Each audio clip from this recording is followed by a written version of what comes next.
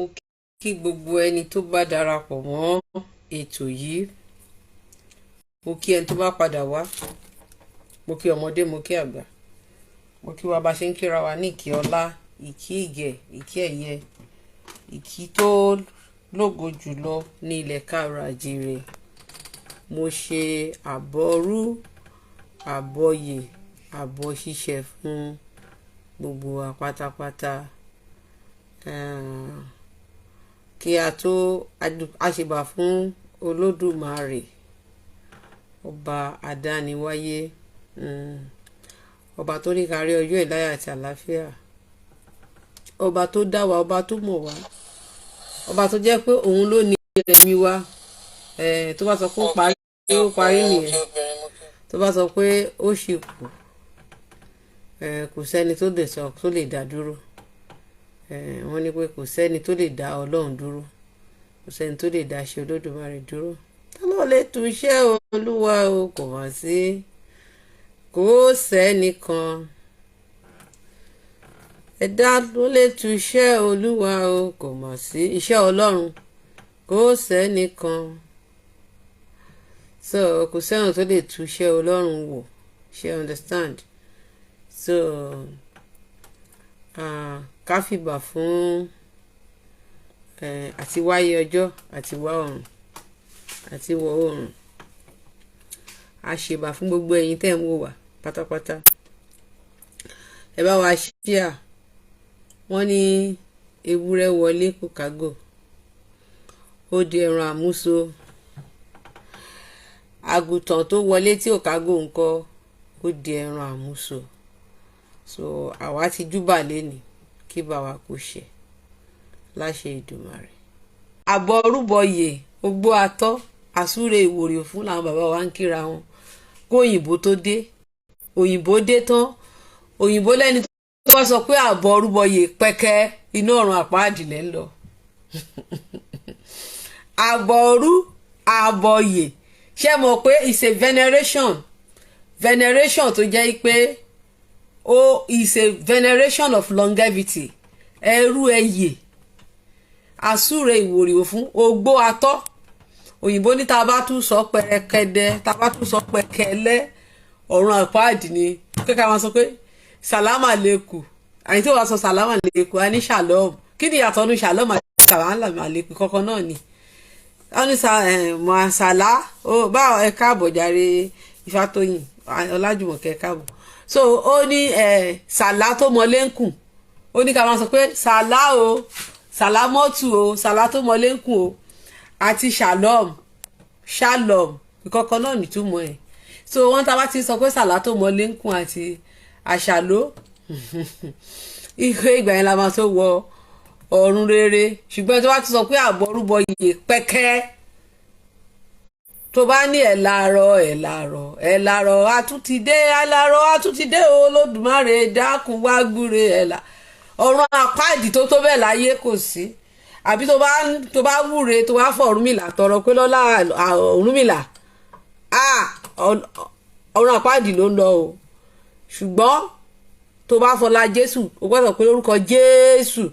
Gbogbo àwọn tó ń porúkọ Jésù, àwọn ń lọ sí iná ọjọ́ ọ̀nà mọ̀. Gbogbo àwọn tó ń porúkọ Jésù pátá, wọ́n lọ náà ọjọ́ ọ̀nà mọ̀. Àwọn tí wọ́n dẹ̀ sọ pé lọ́lá aṣáájú wọn Ànábì Mọ̀ọ́mọ̀, àwọn ń lọ sọ́run àpáàdì. This confusion is serious. So ẹni tó bá ti pé, when you call on your forefathers now, you are going to hell. Bẹ́ẹ̀ ni pé àwa go tí ẹ̀ wá mọ Ọlọ́run yẹn ń pè tẹ́lẹ̀tẹ́lẹ̀. Wọ́n dẹ̀ hijack orúkọ yẹn sínú Christianity ni. Wọ́n hijack ẹ ní, they hijack it, you know. The name never came with that religion. And then Christian and Muslim, they actually borrowed the name. Any African name, they bá ti ń pe God of Israel, you borrowed it. Tẹ́ bá lọ Sàlóbùà, àwọn Benin ti ń pe thousands of years. Tẹ́ bá pe Ṣúkú does not belong to your religion. Scam ni gbogbo ẹ̀. Tẹ́ bá pe Àbàsì, Ubangiji, any name tó ti ń pe Africa. Tẹ́ bá láwọn Africa àwọn ènìyàn mọ́. Tẹ́ bá tí Ṣúkú wá di òyìnbó.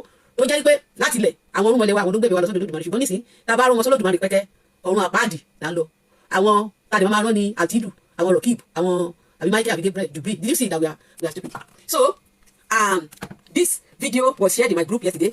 Some of my followers want to buy me so they saw something on Facebook and they want kini mo view mini pie, and that's why I want to do a short teaching on what happened in Brazil and the delusion of my people here. The delusion of my people, how my people have been deluded, you know, they are fools. So this is Brazil. Oh, Nigeria, they let you. I'm walking God, walking Jesus. There are some videos you will see, the guy is disguised himself as Jesus, and then the devil is around him, beating him, saying that they have conquered the world. That Jesus said he's the king of the universe, but the devil has conquered the world. A day after this ceremony, this is what happened to the country. The whole country was destroyed in water. This is to show you that our God is bigger and stronger than any other God. God created the devil himself before he decided to become the devil. God created the devil. So this is what happened to Brazil. A day after they finished more God. The Bible says that, and my glory I share with you. You can do everything you want to do in this life. God will decide. But when you decide to share the glory of God with you, he will strike you. He will prove to you that he created you. He wants you out of dust. This is what happened to Brazil after they finished mocking God. This is to show you that our God is stronger than any other God. How dare you mock God? How dare you share this with you? Now this is what has happened to their country. Let the devil fix the country. I don't say that the devil has power. That the devil has conquered the universe. Let the devil stop his tsunami. I know the devil just rise and make this thing to stop. Then we know that the devil has power over Jesus. This is to show you that at the mention of that name, Jesus, every knee bow, every tongue confess that Jesus is Lord. At the mention of his name, the earth trembles. This is what happened to their country. I fear who believe in God. You don't believe in Jesus, I'm afraid of you. This is what has happened to their country. I wonder how long it's going to take. Let the devil fix it or stop what's happening. I praise my God. Share your dudu.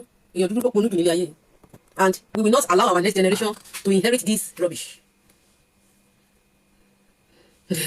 Yeah, me just in this room. There is a flooding and snow. It didn't work Yahweh. Then I want disaster to share recently in Turkey. So and according to this video, the one show Satan dudu ọkọ máa mọ Satan Satan dudu. Wọ́n wá fi Jesus òyìnbó Satan wá wọ nílẹ̀ kururu, wá wọ nílẹ̀ kururu. Wọ́n ṣe wá rí èèyàn dúdú òpònú aláràdà tó ní God òun kò sí nǹkan tí ó lè ṣe. Ṣé rí gbogbo àwọn ilé tó ń wó tó ń ṣe yẹn is ẹ ṣe the flood in Saudi Arabia bẹ́ẹ̀ ni Saudi tẹ́gbọ̀n ọ̀tí ẹ̀gbọ́dọ̀ tí ilé tí ẹ̀gbọ́n gan everything bẹ́ẹ̀ yeah even that flood no I'm still going to show them some things now.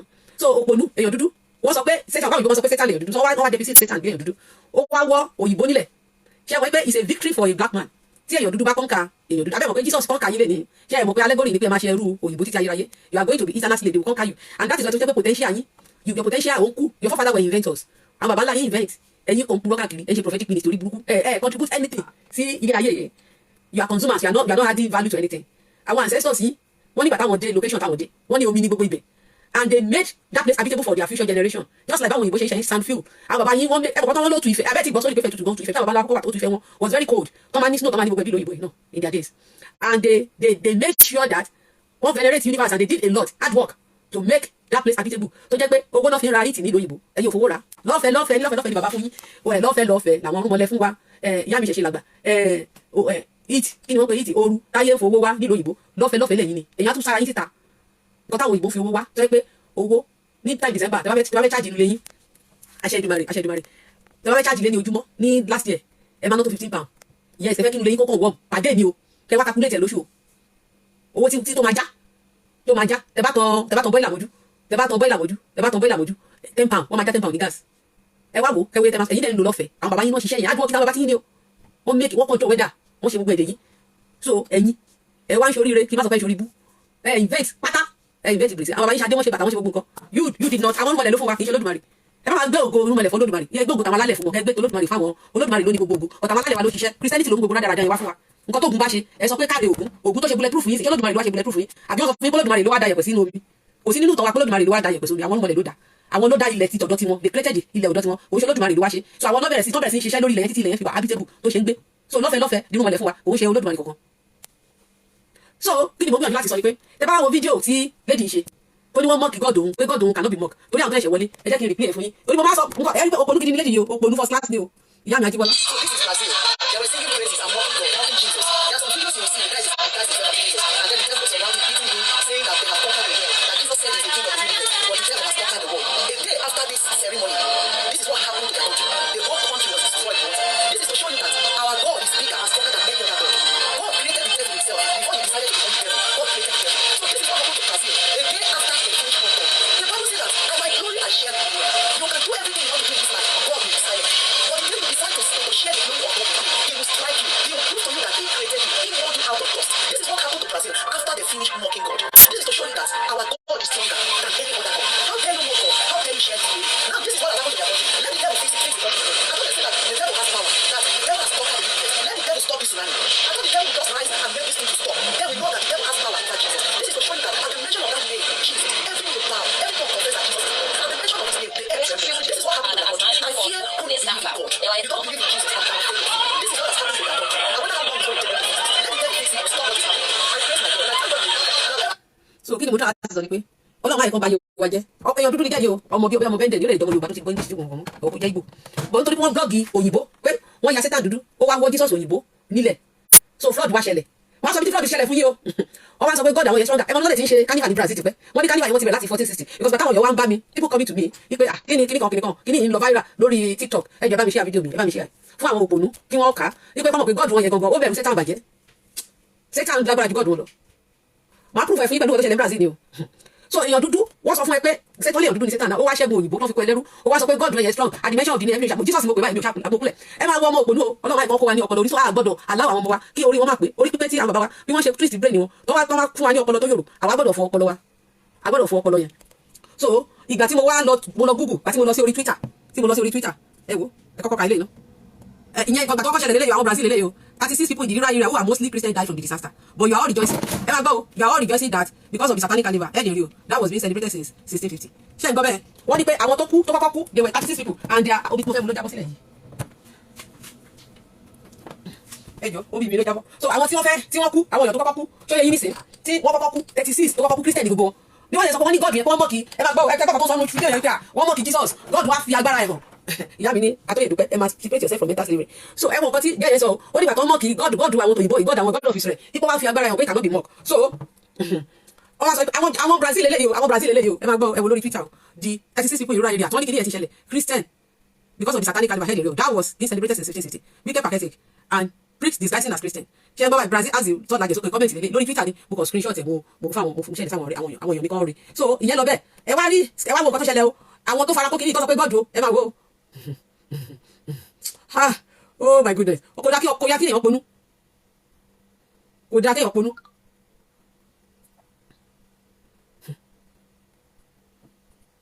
àwọn Nàìjíríà sọ pé God ń jà fáwọn àwọn Christian Brazil wà ní ìbànújẹ́ Christ ẹ máa gbọ́ officially 106 people náà ló ti kú 10 are still missing in the mud ṣé ń gbọ́ 10 àwọn 106 èèyàn náà ló ti kú then àwọn 10 106 èèyàn ti kú then they are still missing so wọ́n fẹ́ fi ṣọ́ọ̀ṣì yẹn wọ̀nyí bí ṣọ́ọ̀ṣì yẹn ṣe wà flooded Catholic Church.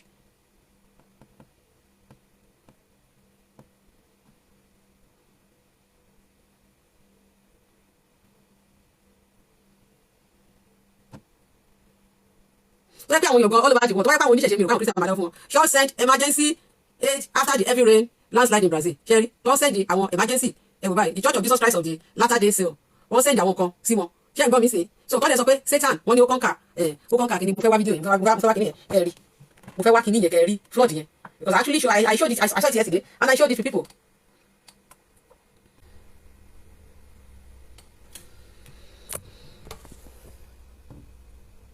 tí àwọn Nàìjíríà ń yọ ẹ wò ó Pope gan ṣèdúrà fún wọn.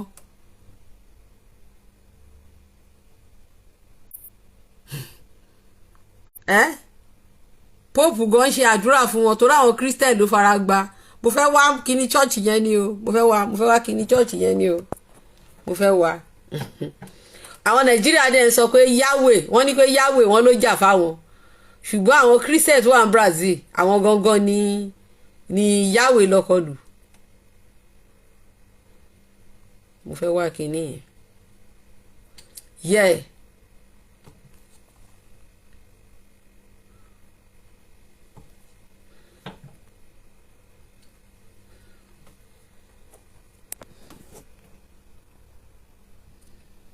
ṣe rí báyìí ṣe rí ṣọ́ọ̀ṣì nínú omi abẹ́ẹ̀rí ṣe rí cross ṣe rí bí ṣọ́ọ̀ṣì ṣe flood ṣe rí ibi tó ti ṣẹlẹ̀ ṣe rí abẹ́ẹ̀rí cross báyìí ṣe lágbélébù ṣe rí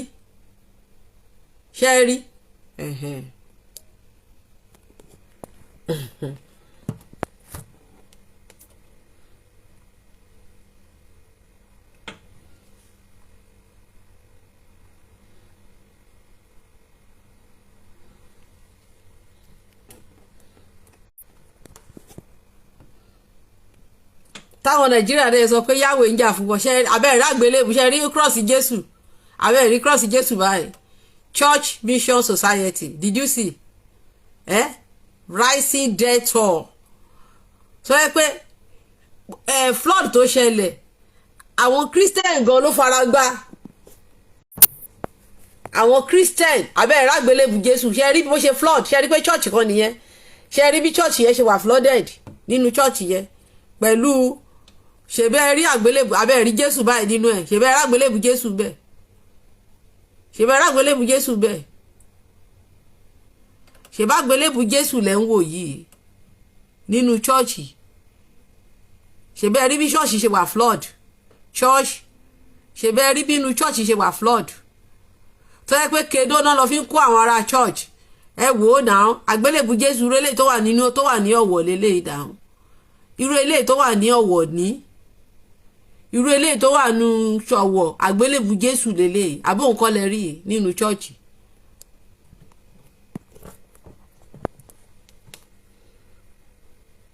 So orí àwọn Christian Yorùbá ò pé mo sọ́ọ̀rì gan àti ní Nàìjíríà orí wọn ò pé.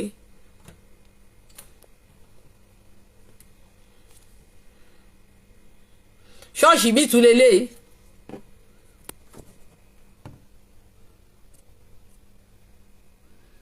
ṣọ́ọ̀ṣì bí ilẹ̀ àbíṣẹ́ rí pé ṣọ́ọ̀ṣì mo fi wọ̀nyí lẹ́kọ̀ọ́ yàtọ̀ sí ṣọ́ọ̀ṣì eléyìí this is another church.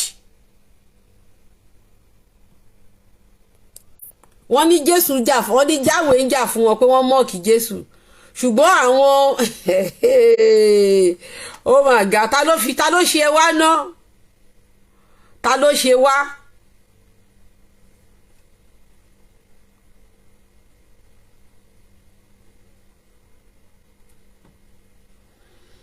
Ta ló ṣe wá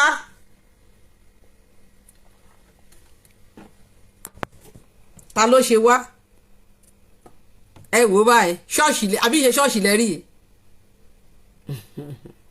so ìgbà tí Yahweh ń bínú pé wọ́n mọ̀ọ́kì ọmọ ẹ̀ so àwọn Christian ní Yahweh la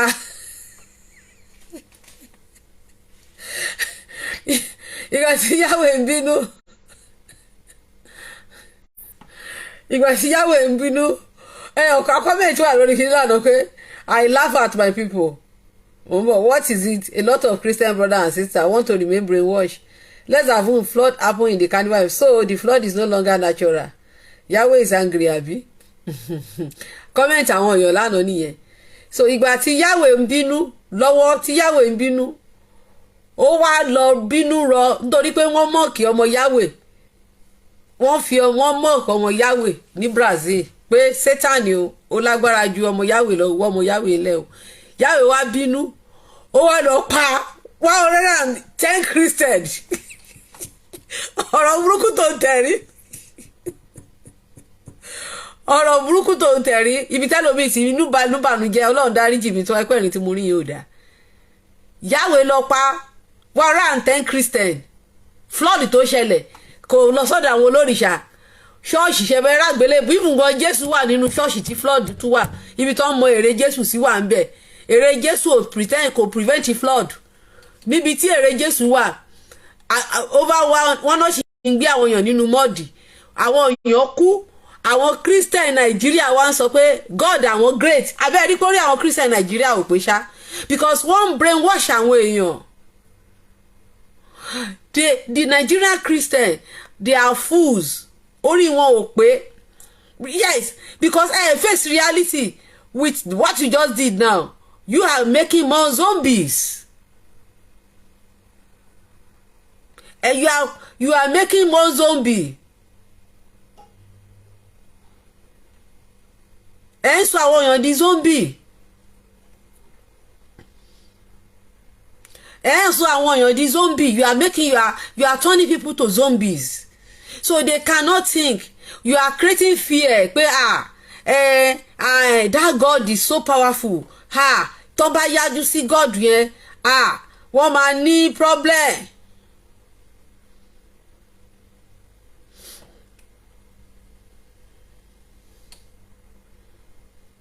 So ẹ sọ àjèjì God of táwọn colonial gbé wá ẹ wá sọ pé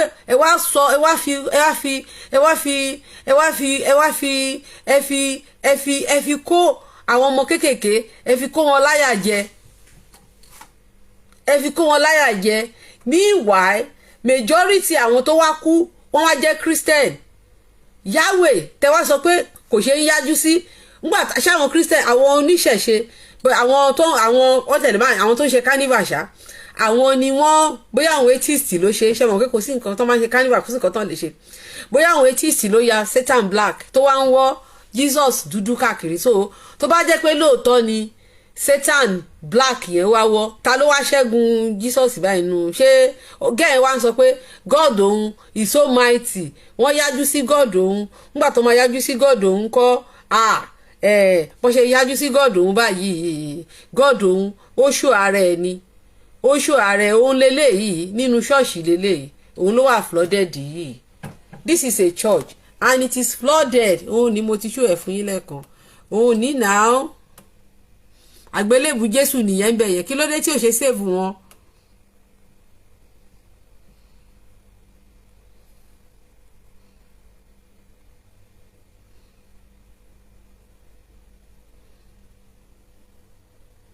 èyí dẹ̀ wá ń sọ pé ẹ wá ń fi ògo fún flood yẹn pé your God is so mighty he is so powerful he is so kíní kan he is so ṣèkòkò sórí wá pé ṣá pé your God cannot be mocked your God cannot be mocked but God yẹn kò lè save kí ló kò yẹ kí ó yẹ kí agbára yẹn ó yẹ kó stop flood kó má dé church èmi ṣọ́ọ̀ṣì ni àbí kì í ṣàgbélébùú lẹ rí yìí agogo kọ́ lẹ rí lórí ẹ̀ yìí.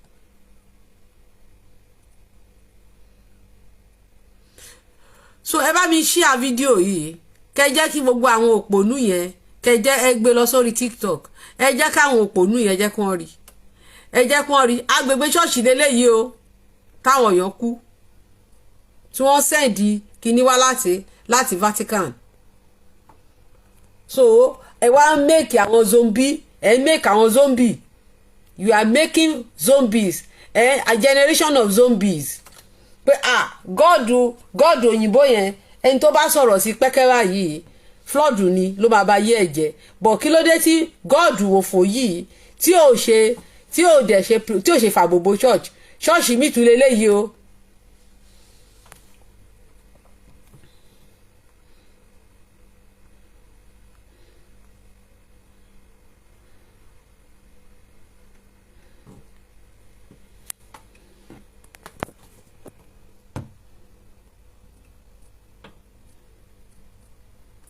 ṣùgbọ́n tó wá bínú ṣọ́ọ̀ṣì kan lẹ́rí lẹ́kọ̀ọ́ àbẹ́rì kó yàtọ̀ ẹ̀rí pé structure yàtọ̀ síra ẹ rí ṣe ẹ rí tán lọ ń fi kíní ọkọ̀ ojú omi tán lọ fi ń rescue àwọn èèyàn tán lọ ń fi kéènù rescue àwọn èèyàn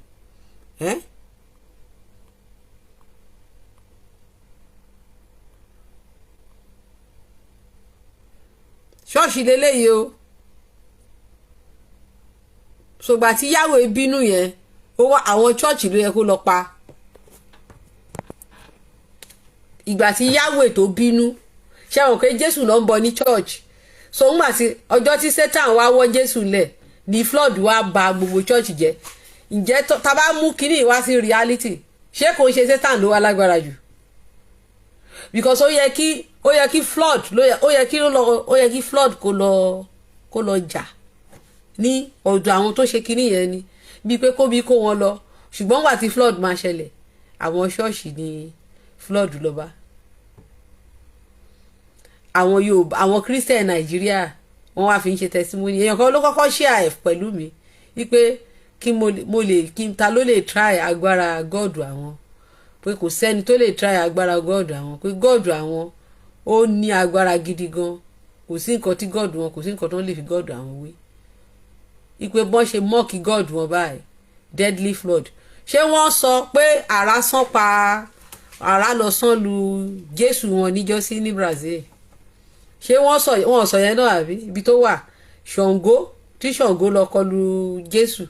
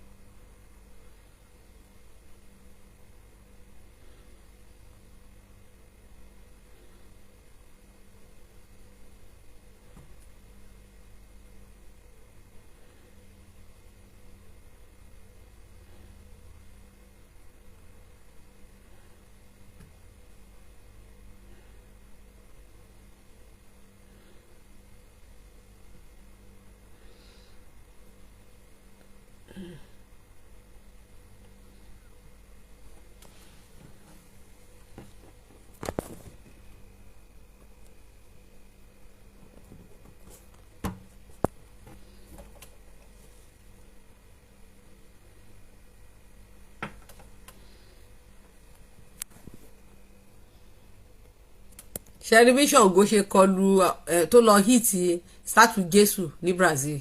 Ṣàngó Olúkòso àyàrá iná, Jésù tó fẹ́ dáná sun yín ní ọ̀run àpáàdì ní Ṣàngó lọ kọlu sátú ẹ̀. Kí ló dé tí wọ́n ṣe máa gbé yẹn káàkiri?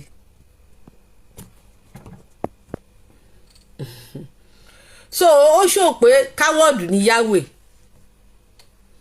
Yahweh is a coward.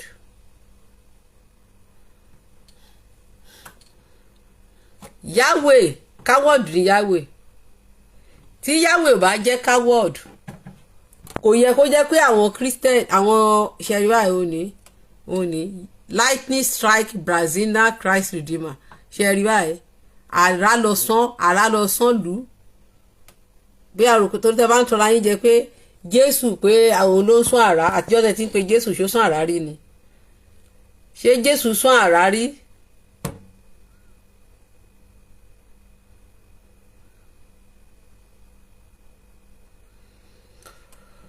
Ṣàngó ó kọlu ère Jésù. They cannot sky the like of us. So kí ni mo gbìyànjú láti sọ ni pé tí bá sọ pé coward ni Yahweh mi ò kò jẹ́ o. Yes. Tó bá yẹ pé lóòótọ́ Yahweh ló bínú. Tó bá yẹ pé tí ò jẹ́ pé bá nature ló ṣe mọ̀ pé nature tí nature bá ṣẹlẹ̀ àwọn Christian ni.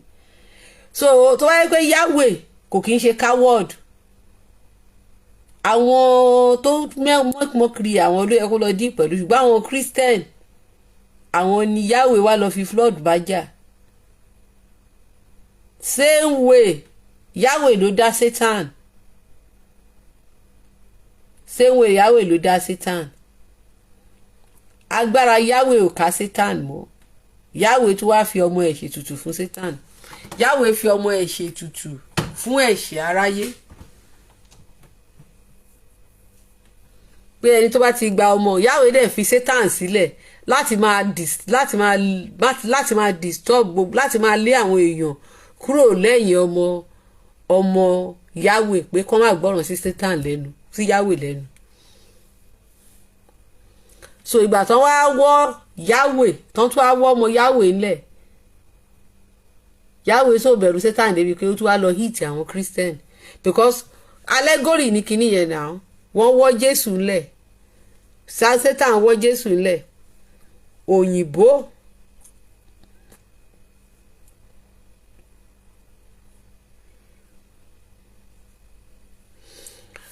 Jack Olushola, I am not saying that it's not a natural disaster. I'm talking about the perspective of my people here. Because my people said Yahweh ló ń bínú, and he actually dealt with with those people that did the carnival.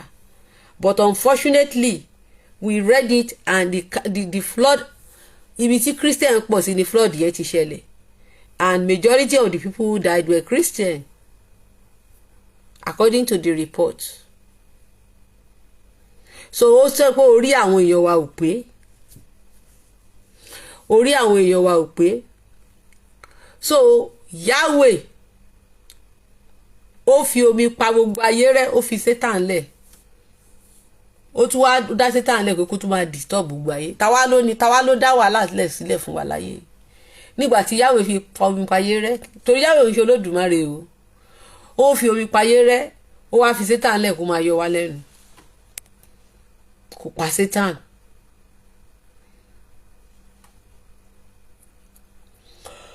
Oh, I love you too, bàbá mi. Wọ́n ní Yahweh mi pa àwọn ọmọ ènìyàn.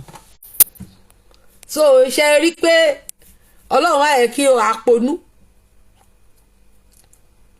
Ṣé o pé a gbọ́dọ̀ pass òponú yìí from another next generation wa gbọ́dọ̀ máa ronú bá ṣe ń ronú yìí.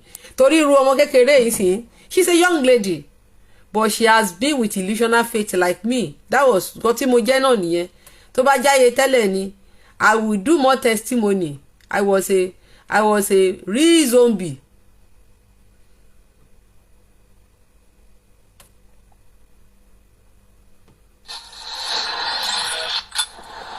Tó bá sọ pé mo tiẹ̀ lè wà redeem mi ò lè gbàgbọ́.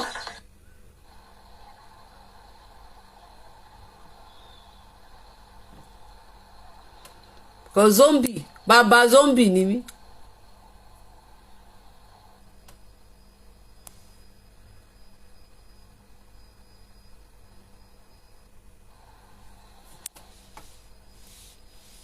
Àṣà àti ìṣe ilé wa mú kí yín ẹkọjọ́ mẹ́ta. Zombie bàbá zombie tó tó mi láyé yìí ò sí mi mọ̀ pé tó wá sọ pé mo tiẹ̀ lè sọ jí láyé mi lè believe I be zombie.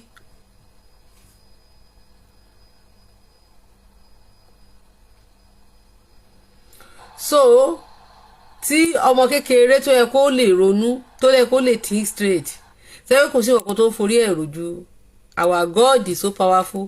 Àwọn olóńgbà ṣe rival àwọn baba ńlá àti ẹ̀ ní o àwọn baba ńlá ẹ̀ ní o God tó ń sọ pé powerful by God àwọn tó kó lẹ́rú ní o so God tó ń sọ pé ó lẹ́sà òun làwọn ancestors ẹ̀.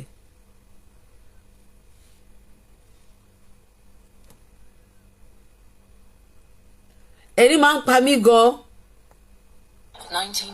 nígbà tí ọmọ Yorùbá bá sọ pé òun jẹ́ àrólé Jésù tí ò lè sọ pé àrólé Jésù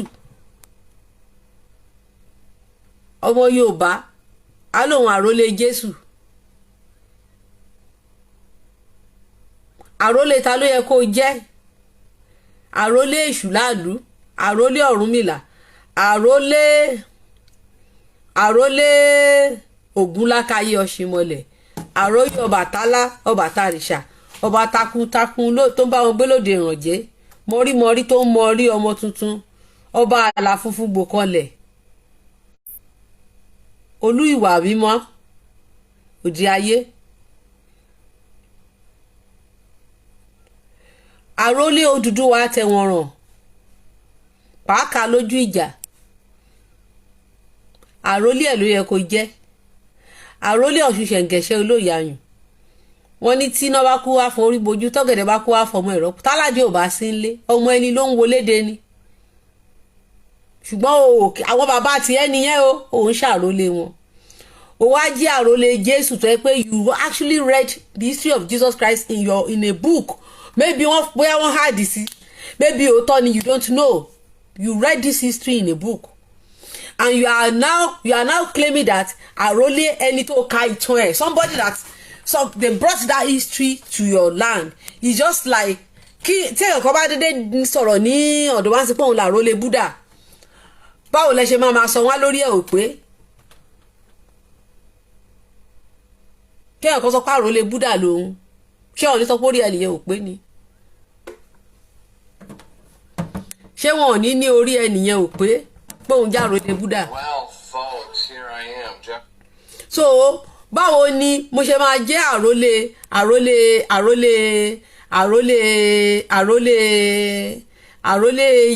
Jésù mi ò lè jẹ́ àrólé Jésù mo rántí ìgbà yẹn náà táwa ń ṣọ́ọ̀ṣì bàbá mi o èmi kì í ṣe ọmọ àlè ọmọ rẹ ni mo jẹ́ àrólé rẹ ni mo jẹ́ wà fún mi ní ẹ̀tọ́ mi it's a rubbish nonsense song Jésù ò kì í ṣe bàbá tèmi ẹrú gan ni Jésù pè mí Jésù ò pè mí ní bàbá you read your Bible Jésù sọ pé call no one father except father in heaven kò síbi tí Jésù ti pè mí ní bàbá Jésù ò pè mí ní bàbá anywhere Jésù ní àṣì bí mo ṣe wà yìí mo gbọ́dọ̀ máa ronú bí ìkókó I must be thinking like a baby blessed are the poor in spirit they shall see the Lord mo gbọ́dọ̀ wà poor mo gbọ́dọ̀ tòṣì nínú ẹ̀mí because ẹni tó bá ń nígbà àgbàlagbà tó bá ń ronú bí ìkókó ó máa tòṣì inú ẹ̀mí náà.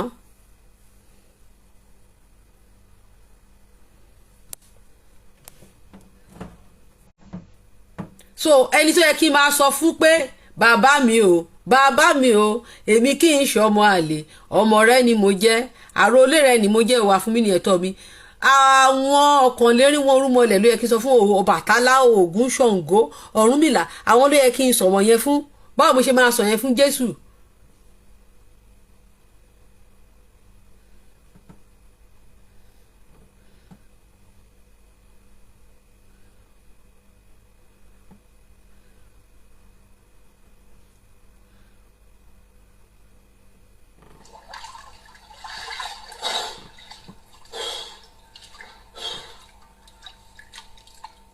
Jeffrey Darty, the Christian whistleblower, the world's greatest living Bible scholar.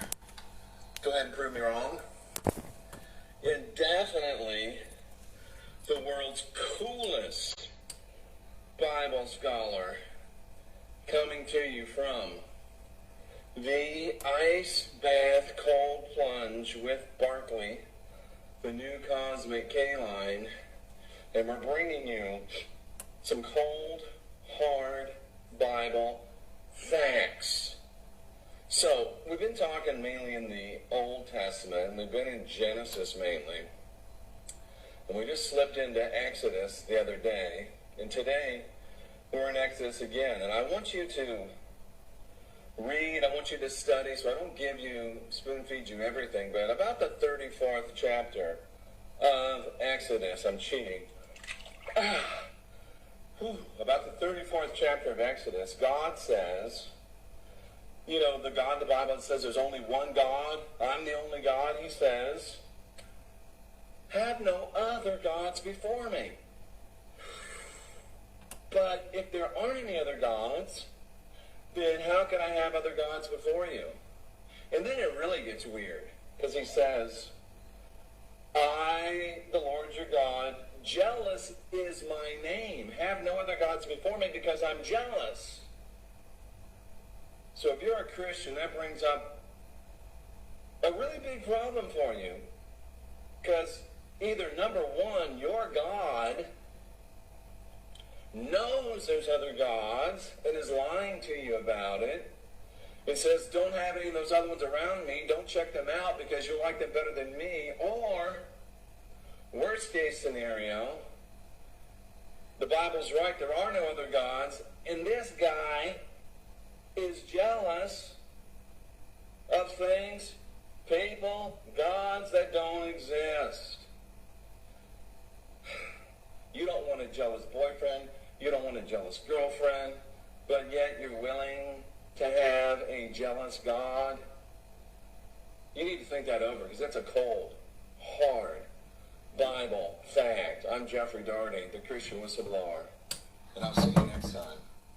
So nǹkan tá à ń sọ ni pé now nǹkan tí mo kàn fẹ́ mú jáde níbẹ̀ ni pé ká fi round up God tó sọ pé òun nìkan lòun wà ó dẹ̀ ní don't have any other God with me, I am jealous.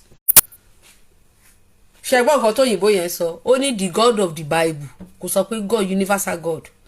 àwọn òyìnbó ti já sí the God of the Bible. ẹ̀yin orí tí yín ò tí pé ìjọ́ wo lẹ fẹ́ gbọ́n gan, ìjọ́ wo lẹ fẹ́ gbọ́n tẹ wá ń gbèjà God fò. àjọ táwọn òyìnbó ti ń bú kí ló dé tí ò ṣe rọ̀jò flood. The flood is just a natural disaster.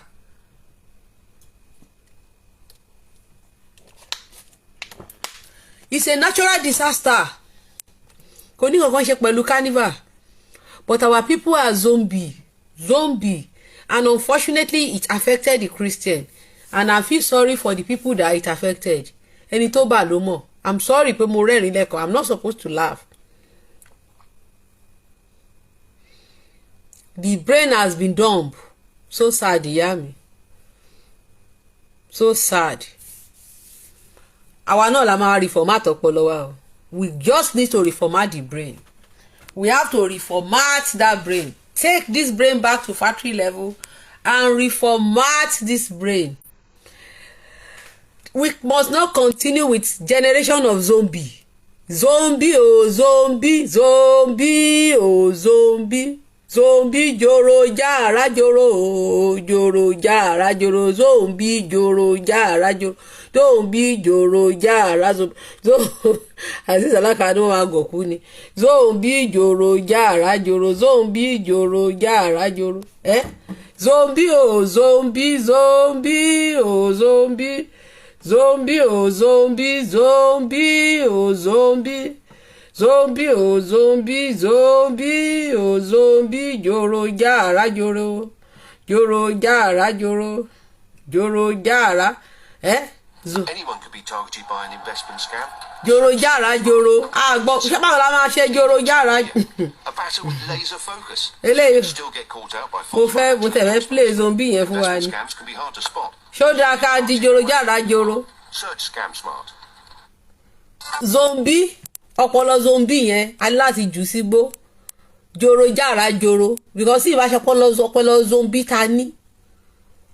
Foreigner àti ní bá ṣe ń sin Ọlọ́run o àti ń sin Olódùmarè o kì í ṣe wọ́n ṣe wá bá wa pé because tá a bá ní orúkọ fọlódùmarè báwo ni wọ́n ṣe yí orúkọ yẹn sínú Bíbélì yes bàbá kàlàkùtà ni wọ́n yá orúkọ Olódùmarè sínú Báíbù ni orúkọ Olódùmarè ò bá Báíbù wá wọ́n yá sínú Báíbù Yorùbá because tẹ́ bá lọ sí other language ẹ̀ lè rí Olódùmarè ń bẹ wọ́n tẹ́ mọ̀ tún mọ̀ Olódùmarè ń bẹ tẹ́ bá wá explain tẹ́ bá sọ etymology Olódùmarè fáwọn òyìnbó wọ́n á ní Olódùmarè kọ́ ni God àwọn níbi 5 or 6 years ago mo wà ní group àwọn òyìnbó ń gbà yẹn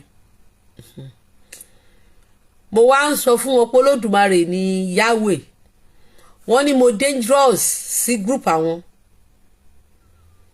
wọ́n ní mo dangerous àwọn òyìnbó ló sọ bẹ́ẹ̀ wọ́n ní mo dangerous mo ní Yahweh lolódùmarè mo wá ń fi Yorùbá Bible mo fi ń justify ẹ̀ mo bẹ̀rẹ̀ sí lọ mú Yorùbá Bible mo ń screenshot ẹ̀ mo ń kà síbẹ̀ wọ́n ní the translation may be wrong wọ́n ní that was the language they told me that I was dangerous to their group and they said I'm teaching heresy here trying to change the Hebrew God to my own native God mo sọ pé Olódùmarè ní universal God táwa ní wọ́n ní no wọ́n ní angel ní Yahweh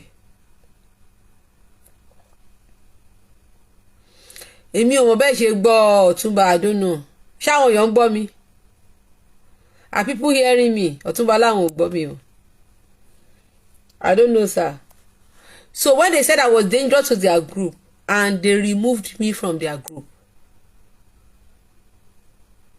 then I felt it was racism it was hatred but àwọn òyìnbó right the translation tí mo ń prove pé òun ló right it was wrong because translation can go wrong ṣé last year ni I took some of my ẹ ṣé bàbá mi bàbá K mo dúpẹ́ sà I took some of my followers Oduduwa Ominira Omo Oduduwa ẹ mọ̀ pé mo máa ń bá àwọn Jew ṣe Bible study thank you ìyá mi Fatoyin ẹ ṣé ìyá mi ẹ̀yin you thank you so much so mo máa ń bá àwọn Jew ṣe fellowship a máa ń ṣe kíní pẹ̀lú wọn so and just because I need to learn more about their belief and this to save ourselves náà ni kì í ṣe pé bóyá any big deal in their religion anyway so and I took like 4 people there and we were treating the Bible talking about nǹkan tí Christianity àwọn náà sọ nǹkan tí Christianity create fáwọn the setback that Christianity brought into Judaism and something like that and so now talking about the God of the Bible and one of my boys now said Olódùmarè and they were mad at him and they removed him from that group wọn ò fẹ́ gbọ́ Olódùmarè rárá and if such should happen in the midst of the Jews and the Yoruba Christians they will be fooling themselves that Olódùmarè is Yahweh why the owner of Yahweh never accepted your Olódùmarè as their Yahweh. Ẹ ṣé Babalọlá Ajiboye. These people don't accept your Yahweh, your Olódùmarè as their God. But you, as you now lie to yourself, because that is self-deception now, faking the identity of Olódùmarè for one generation, because Olódùmarè was fake to me as Yahweh, as a jealous God, and everything that Yahweh did. Now you are putting that lie on Olódùmarè. That àwọn Jew ló choose, it doesn't have anything to do with you. Olódùmarè ló ń pè ní ìyè olùdá ayé. Ìyè olùdá ayé. Olùdá ayé náà máa ń ṣọ́tì sí òòdáyé. Ifẹ̀ ìyè olùdá ayé, that is our ancestral home. that is the Ifẹ̀ is named after Olódùmarè. Ifẹ̀ ò dáyé tó bá sọ pé ìyè ò dáyé, ìyè Olú dá ayé, ìyè tó dá ayé yìí, ìyè tó dá ayé àti ọ̀run, ìyè olùdá ayé. Ifẹ̀, ìyè olùdá ayé is our ancestral home.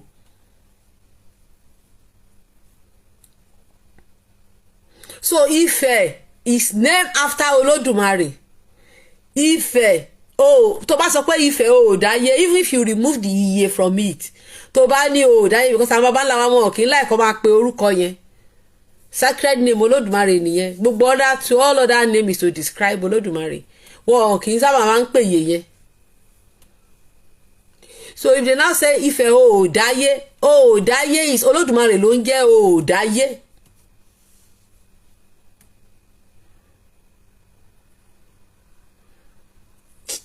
Thank you, Baba mi, Utman, it's been long, I've seen you. How did Olódùmarè ló jẹ́ Òdáyé? So how did Òdáyé now became God of Israel? Ṣé Israel ni Òdáyé ní Ifẹ̀ Òdáyé? I've seen some people lying pé Israel ni Ifẹ̀ Òdáyé o. There are so many lies that we have cooked for ourselves, so many lies to put ourselves in cage. That Ẹ̀là ọmọ Òyìgí. Some Christians argue blindly with me now pé Ẹ̀là làwọn bọ ní church. Kí ni Jésù àti Ẹ̀là fi jẹ́ the same? Kò sí yàtọ̀ sí wọ́n ní wọ́n jọ ní virgin birth ó tán. Every other thing about Ẹ̀là, go and study Ifá. You can never see similarity between them. Ṣé èjì tẹ́lá lọ ni? Ẹ̀là left at the age of 120 according to what we read in Odimeji. Jésù kú at the age of 33. So are they the same? And nǹkan tí ò yá àwọn èèyàn ni pé èjì Jésù òun náà ni highest degree Freemason is 33 degree. The highest degree Freemason is 33 degree. So and that was the year ìtàn ní Jésù kú.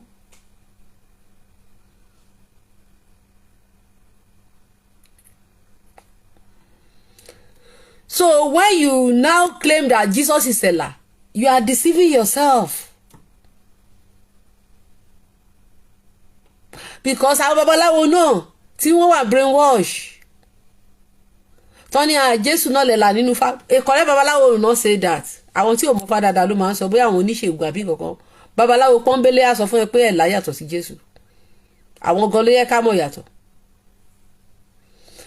Ǹjẹ́ bàbá kan sọ fún mi pé Ẹ̀là ni Jésù, mo wá bèrè lọ́wọ́ ẹ̀ pé tó bá fẹ́ dá ifá tó pé babaláwo ni ẹ lóòótọ́, kì í ṣe babaláwo rán ló ń pa 419 ní lórí Facebook.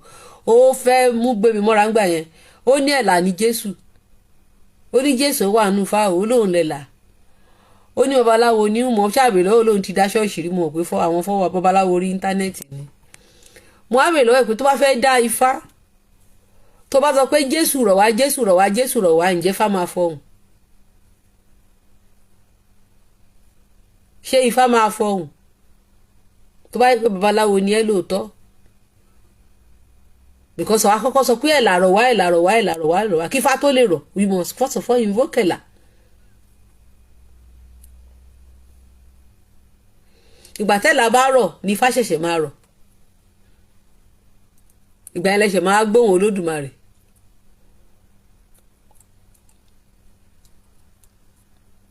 Bàbá aláriwo bẹ́ẹ̀ ni Ẹ̀là rọ̀ wá Ẹ̀là rọ̀ wá Ẹ̀là rọ̀ wá ifá rọ̀ wá ifá rọ̀ wá ifá rọ̀ wá Ọ̀rúnmìlà rọ̀ wá kẹ́ tó gbóhùn Olódùmarè.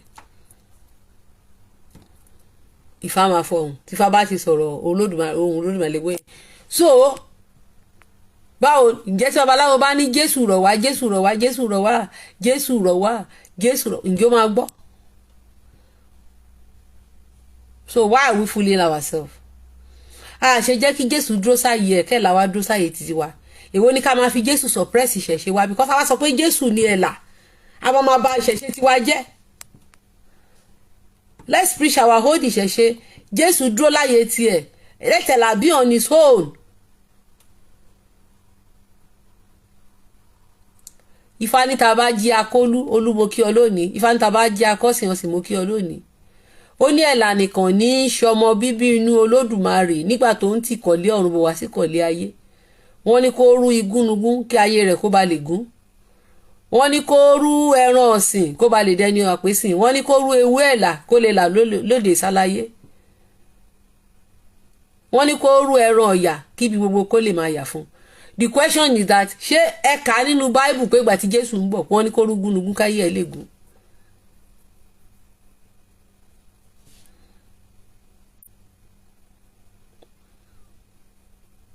so tá a bá sọ pé ẹ̀là ní sọmọ Olódùmarè tó wá gbé Jésù ọmọ Yahweh wá, yẹn ò mí pé Jésù jẹ́ ọmọ Olódùmarè. No,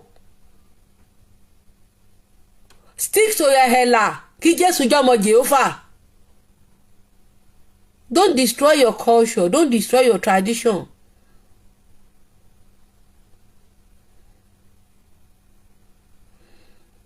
Bẹ́ẹ̀ ni bàbá wa Olúwaṣẹ́gun. Stick to your culture, stick to your tradition. Let their own Christianity is àwọn òyìnbó ló ní, àwọn ló design concept wọn, and they did not design it. They are not Olódùmarè. What they brought for you is not Olódùmarè. Olódùmarè were confused. They have told you the people you should call upon with their own God. Ó dẹ̀ rí pé orúkọ òyìnbó ni gbogbo wọn, gbogbo disciple Jesus Christ. Matthew, that's why I ask people, nígbà tí Ifá bá sọ̀rọ̀ Jésù, how come Ifá ò sọ̀rọ̀ Matthew, kò sọ̀rọ̀ Luke, kò sọ̀rọ̀ John, kò sọ̀rọ̀ Peter, kò sọ̀rọ̀ Thomas? Ifá kàn sọ̀rọ̀ Jésù nìkan ṣoṣo. Ifá kò sọ̀rọ̀ Paul, kò sọ̀rọ̀ Andrew,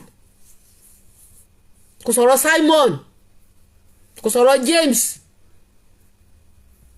but Ifá sọ̀rọ̀ Jésù. Does it make sense to you? Ifá sọ̀rọ̀ Mary o, kò dẹ̀ sọ̀rọ̀ Joseph, but Ifá sọ̀rọ̀ Jésù nìkan ṣoṣo. Does it make sense to you? Kò sí Ifá tó sọ̀rọ̀ Jésù. Let's stop lying. Èmi ò rí Jésù nínú Ifá o, mo ti lọ ka ìwé Ifá, mi ò rí Jésù kankan. I didn't find me if rí Jésù nínú Ifá. I can't find Jesus Christ there. Inú Bible ni Jésù wà, inú Ifá lẹ̀lá wà. Let everybody stay on their line.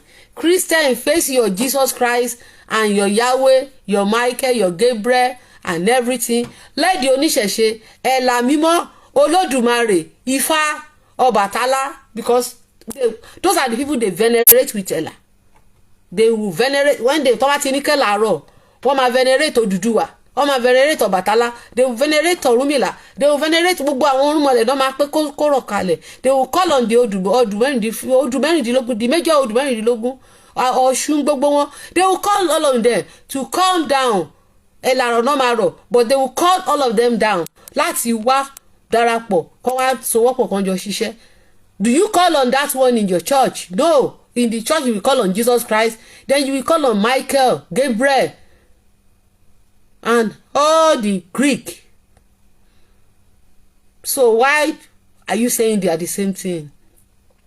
They are not. The days àwa ò gbà tá a ní experience ìṣẹ̀ṣe là ń rò pé kankan ni, but when we begin to learn our ìṣẹ̀ṣe we realize it's not the same thing. Allah kì í ṣe Olódùmarè. Àwọn Lárúbáwá they have their own. Olódùmarè kọ́ ni Allah. Allah ò kì í jẹ́ Ọlọ́run ọba Allah. No. Allah does not even mean Ọlọ́run. Allah means the La means deity. Deity ni túmọ̀ La. So the name of Allah, the real name of Allah is hidden for Muslim. That's what Muslims don't know. It's hidden for Muslim.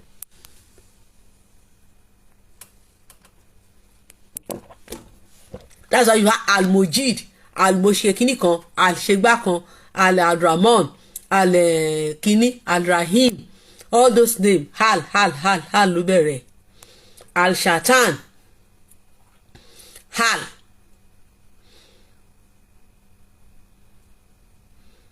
So it's not the same. Allah does not mean Ọlọ́run. Because where our ancestors describe as their ọ̀run wọn, ẹni tó ní ọ̀run wá, may not be the abode of Allah. That is bí tẹ́tí gbé gbági nìyẹn. it's not the abode of Yahweh. Tó bá jẹ́ pé ibẹ̀ ni àlùjọ́nà tàbí paradise, there won't be confusion. It must be only one way to that place. But if you want to go to àlùjọ́nà, you must follow Ànábì Muhammad. And if you want to go to paradise, you must follow Jesus Christ. And if you want to go to Ọgbà Ìtẹ̀rẹ̀ Olódùmarè, you have to follow the irúnmọlẹ̀. Did you see the difference now?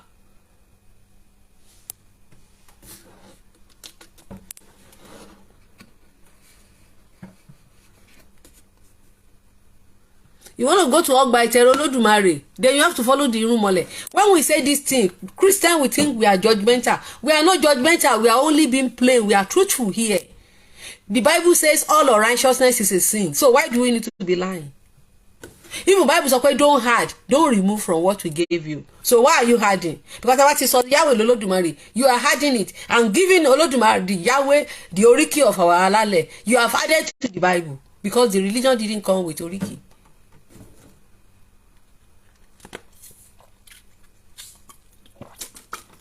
Ọjọ́ òní mò ń gbọ́ tán koríkì kan wọ́n ní Jésù olùgbèjà ọmọ òrukàn, and I felt bad in my heart.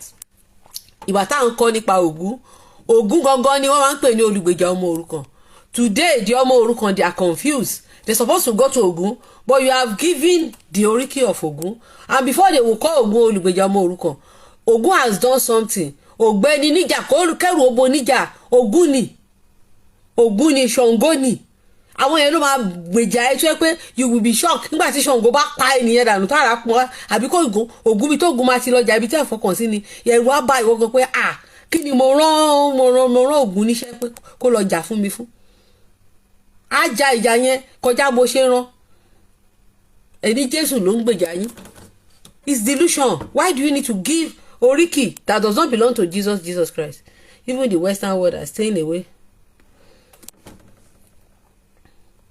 Mo ti ẹ̀ pàdé Arab tó sọ pé òun ti kúrò, tó sọ pé ó ní tí ìbá ń ṣe ṣẹ̀ríà ó láwọn àwọn alárúbáwá wọ́n máa ti kúrò ní Islam. Ọmọ Arab tó sọ fún mi òun ò ṣe Islam mọ́ but London ló wà. Ọmọ Saudi Arabia gangan ni. Ó ń ká pé kò ṣe ṣẹ̀ríà yẹn ó ní àwọn tó máa ti kúrò ó ní Saudi Arabia máa ti dàbí England ó ní bọ̀ ṣẹ̀ríà yẹn òun ló ká àwọn lọ́wọ́ kò lọ́wọ́.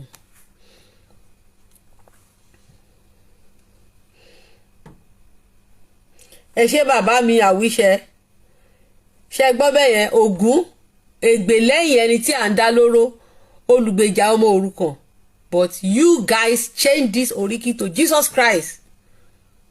So you have actually, and now and you now condemn the owner of the oriki, which I said that ó wáyé pé lóòótọ́ ni hellfire wà kò sí Christian Yorùbá tó máa rí heaven. All of you will go to hell. You will go to hellfire because you lie to people. You change. Nǹkan tí òyìnbó ò fún yín lóríkì. You stole oriki from your ancestor now, gave to Jesus, and now said àwọn tó lóríkì yẹn, but that doesn't belong to them again. And you condemn the owner of the oriki, and you use this oriki to promote Jesus Christ, and you are using it to make money. Wọ́n á lọ sí kíní wọ́n á lọ máa pa owó káàkiri. Ẹlòmíì ti build mansion lórí irọ́. Blackmailing the owner of the oriki. Ègbèlé yẹn tí à ń dá lóró yẹn sí olùgbèjà ọmọ òrukàn ní kí babaláwo wá just tell babaláwo pé kí ni ìdí tá ṣe ń pe Ògún ní ègbèlé yẹn tí à ń dá lóró gbà wá sọ ìtàn Ifá toríkì yẹn ti jáde fún yín. Ẹ pè babaláwo bíi 5 ọ̀tọ̀ọ̀tọ̀.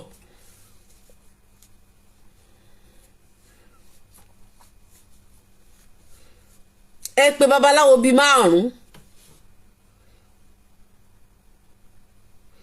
Which one came first? Ògún came before Jesus.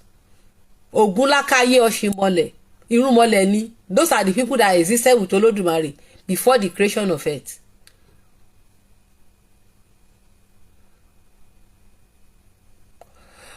So tó bá pe babaláwo bíi 5 kò sọ pé kí ni ìdí tó ṣe ń pe Ògún ní ẹni tó ń gbèjà ẹni tó ń dá lóró olùgbèjà ọmọ òrukàn. Wọ́n máa sọ ìtàn Ifá yẹn fún ẹ.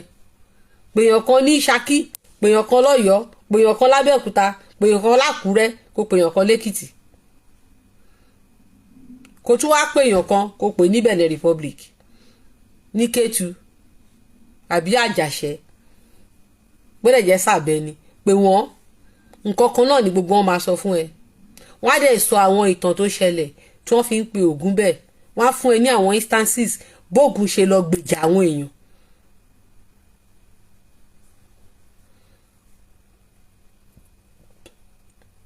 So lákàn ti convert oríkì bẹ́ẹ̀ náà lọ ṣe máa sọ wọ́n á ní Jésù ò wọ kẹ̀bẹ̀rẹ̀ bí ìjà wọ́n á ní bàbá wọn tó ń wọ kẹ̀bẹ̀rẹ̀ bí ìjà èmi ò ṣóyìnbó ń wọ kẹ̀ǹbẹ̀ ni mo kàn máa ń wò wọ́n bíi pé ẹ ponú.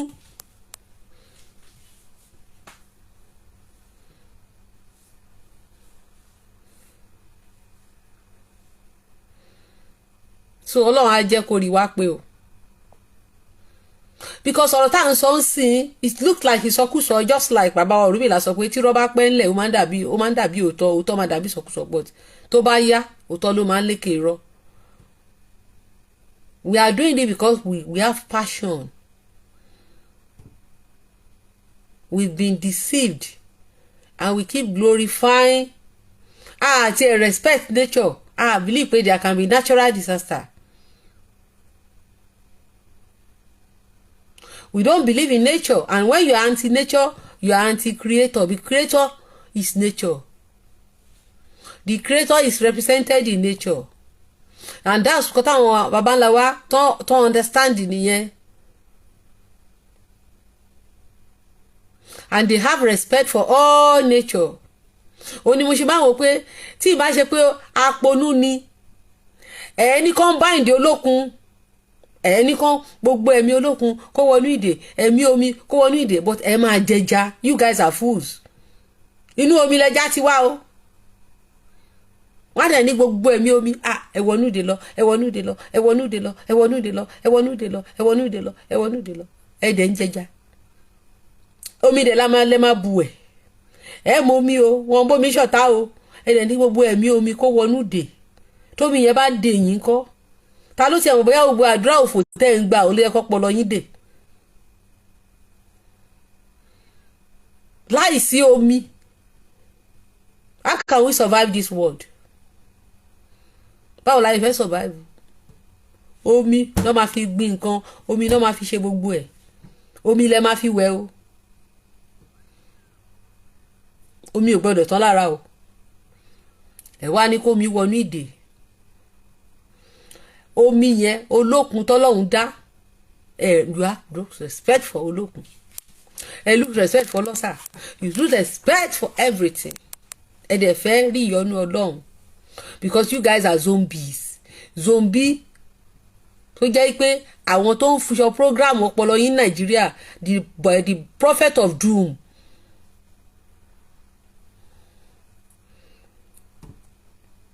Oho ìyá mi o bọ̀ wọ́n ní kó mi wọnú ìdè o wọ́n dẹ̀ máa jẹja gbogbo ọlọ́wọ̀n ẹlòmíì láìka ẹja tútù tó jẹ́ pé ó máa jẹja tútù yẹn tó bára ní kó mi wọnú ìdè bí post tí mo kọ sórí Facebook ní Saturday àwọn òyìnbó wọ́n respect olókun títí kan pátá navy funfun ni.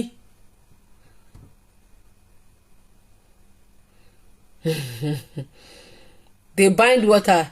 They bind their brain, yes.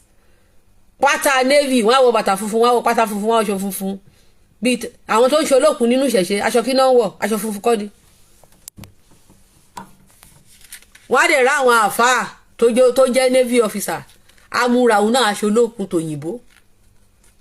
Àwọn Christian tó jẹ́ navy wọ́n á ṣe olókun ti tòyìnbó ṣùgbọ́n olókun ti ìbílẹ̀ wọ́n á condemn wọn lọ sí fire. Ayé ń ṣe wá wọ́n wẹ̀ wọ́n sí wa lọ́rùn.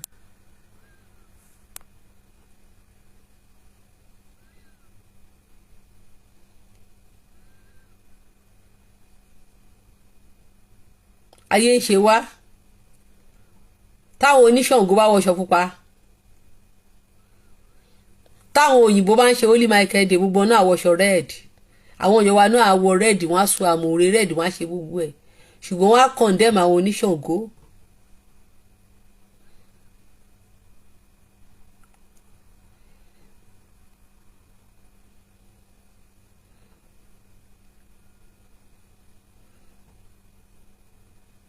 Thank you sir. Ṣé bàbá mi Ọ̀túnba olókun ni because ọkọ̀ yẹn orí omi ló ń gbà, so òyìnbó dẹ̀ mọ̀, they know, they respect the nature and they wear white, wọ́n dẹ̀ mọ̀ pé funfun lolókun, they know.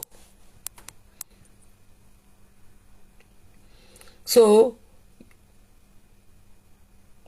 ṣẹ̀rí bẹ́ẹ̀ sà, ẹ bá ń pè omi èso lókun, ṣẹ̀rí bẹ́ẹ̀ sà, somebody told me, mi tẹ ẹnìkan explain kankan fún mi pé nínú ṣíìpù yẹn ó níbi kan máa wà tó máa ń gbé status gan àbí nǹkan báyìí. Ṣe gbọ́ bẹ́ẹ̀, bàbá wa nìyẹn, navy ni wọ́n. So and you guys, you will, àwọn òyìnbó ránṣọ funfun sí yín lọ́rùn, you will wear that. Ọ̀ṣun ṣẹ̀ǹgẹ̀ṣẹ̀ olóyè ayùn funfun ní arẹmọ ní, kó tó di pé àwọn nọ́ọ̀sì bẹ̀rẹ̀ sí ń ṣe wọ kọ́lọ́dì sí aṣọ funfun láṣọ nọ́ọ̀sì. Ẹ̀ẹ́dẹ̀ bọ́ lọ́ṣun wá wá àwọn onínọ́ọ̀sì àwa fi kíní yẹn sórí báyìí, àwọn ọlọ́ṣun náà tó bá ti wọṣọ fún wọn tó wá so wọ́n á fi lẹ̀kẹ̀ funfun wọ́n á fi sórí, wọ́n á fi dẹkọrétì orí wọn. Ẹ̀ bú ọlọ́ṣun, ṣùgbọ́n ẹ̀ ṣe ọlọ́ṣun tó òyìnbó.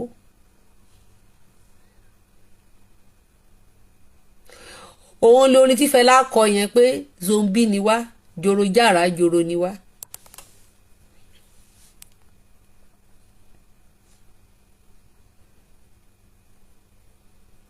Bẹ́ẹ̀ ni wọ́n sọ pé àwọn olókun gan máa láìkì jíìn, ó wà nufa gan.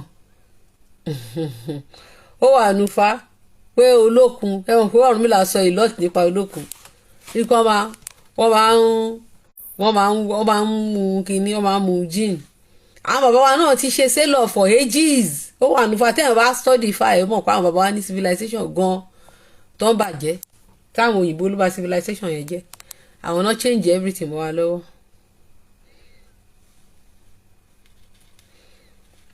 Bẹ́ẹ̀ ni bàbá mi, they fail to acknowledge our history, which is why we are here today. So zoro jara joro tán pè yín.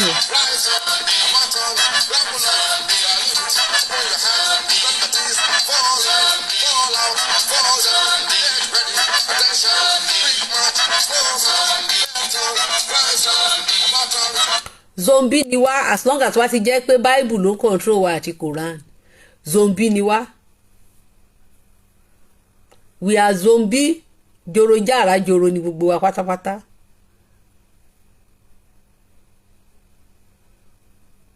You are a zombie ni ẹ o. Ta ni mo ń bá pastor kan sọ̀rọ̀ ní ìjọ́ òun ní over the weekend. Pastor yẹn pè mí. Àwa ń sọ̀rọ̀. Mo ní ṣọ́mọ̀ pé inú Bible ni colonization ti bẹ̀rẹ̀. Ó ní ìyá kílẹ̀ mean. Mo ní go ye and disciple, èmi ò mọ̀, mentor mi ló sọ fún mi, òyìnbó ló sọ fún mi. The word go ye and disciple the nation is a colonial term. You can't be discipled if new idea did not come to you. Your oníṣẹ̀ṣe làwọn bàbá ńlá wa onífá ni wọ́n. So how they discipled us is that we have to, that's why they came to brainwash us. They have to call school fún wa. Wọ́n kún wa ní another knowledge. They change our mindset against our own ancestors now.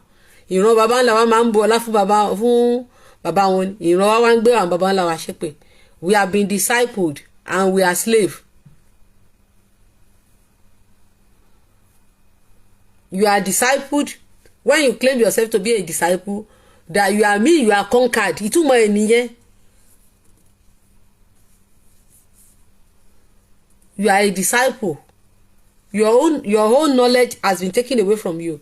You are now having the knowledge of somebody else. So, and that is, grow in that knowledge which is not yours now.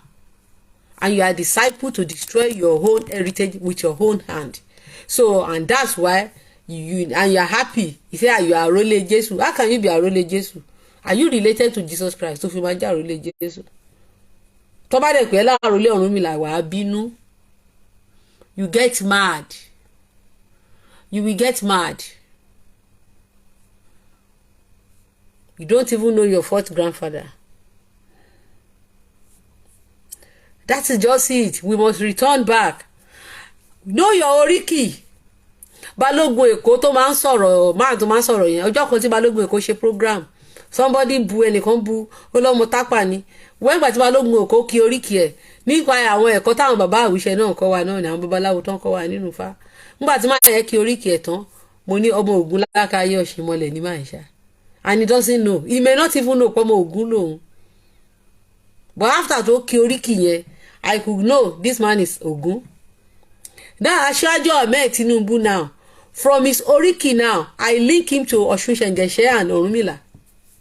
That is where you can know indigenous people. Many people nínú wa àmọ́ wa àti ìwọ̀n bàbá tá a jọ máa mú bàbá wa níjọ́ kan láwa nínú group lábẹ̀rẹ̀ sí ń kí oríkì wa pé I want to know one. Tẹ́lẹ̀ bá ti kí oríkì ẹ̀ they will tell you this is where you come from. From your oríkì wàá mọ̀ pé Ọbàtálá, you are from Ọbàtálá. Oríkì ẹ̀ wàá mọ̀ pé ọ̀dọ̀ Ṣàngó ló ti wá. Did you see now? Oríkì ẹ̀ wàá mọ̀ pé ọmọ Odùduwà ni ẹ́.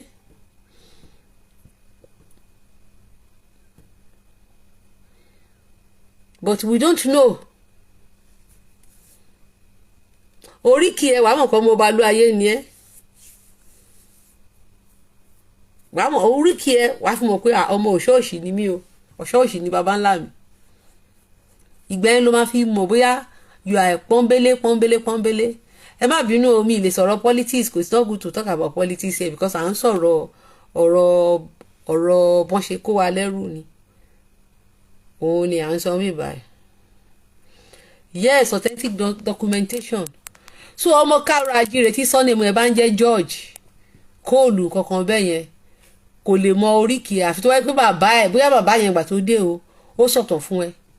You won't link yourself to anybody. DNA nìkan ló lè sọ ẹni tó jẹ́ because George Kóòlù àbí nǹkan kò sóríkì fún wọn. That is a slave name.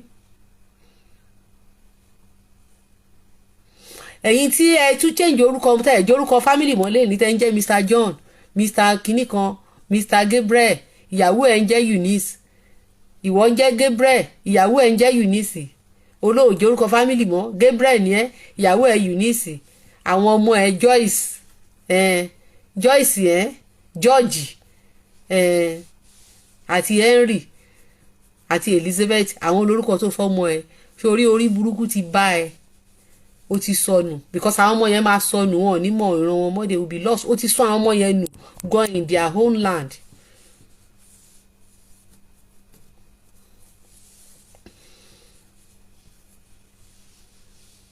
Ìwọ náà tó jẹ́ pé Abdulaziz lórúkọ ẹ, Mẹ̀múnà lórúkọ ìyàwó ẹ, ọmọ ẹ kan Abdulljamel, ìkan Abdulaziz, ìkẹta Muhammed, ìkarùn Síkírá, ìkẹrin Síkírá, ìkẹfà Adijat. Ó ti sọnù, ó ti báyé àwọn ọmọ yẹn jẹ́. Báwo lẹ́yìn tí ẹ ṣe máa jí tó máa fọ́mọ ẹ̀ lẹ́rú? In fact ó wà very disheartening. Ó jí orúkọ fọ́mọ ó wá ní ẹrú. Slave Rasheed, slave Jamiu. Báwo ni slave ṣe máa tún lé bàbá ẹ̀ ṣe? Slave Kodiri. Ìtumọ̀ ẹ̀ nìyẹn náà. Ẹ tún sóyìnbó o. Wàá dẹ̀ máa yọ̀ tayọ̀tayọ̀. Ayé ṣe wọ́n wẹ̀ wúro sọ. Zombie ni wá o. Ẹni pé mi yọra mi kúrò. Zombie jòròjà. Mi mọ̀ pé mo ti pẹ́ tó ìṣá. Mo sọ pé mi ò kún máa lò tó yìí. I don't know how I will spend hours like this. Zombie jòròjà ara jòrò time ti lọ.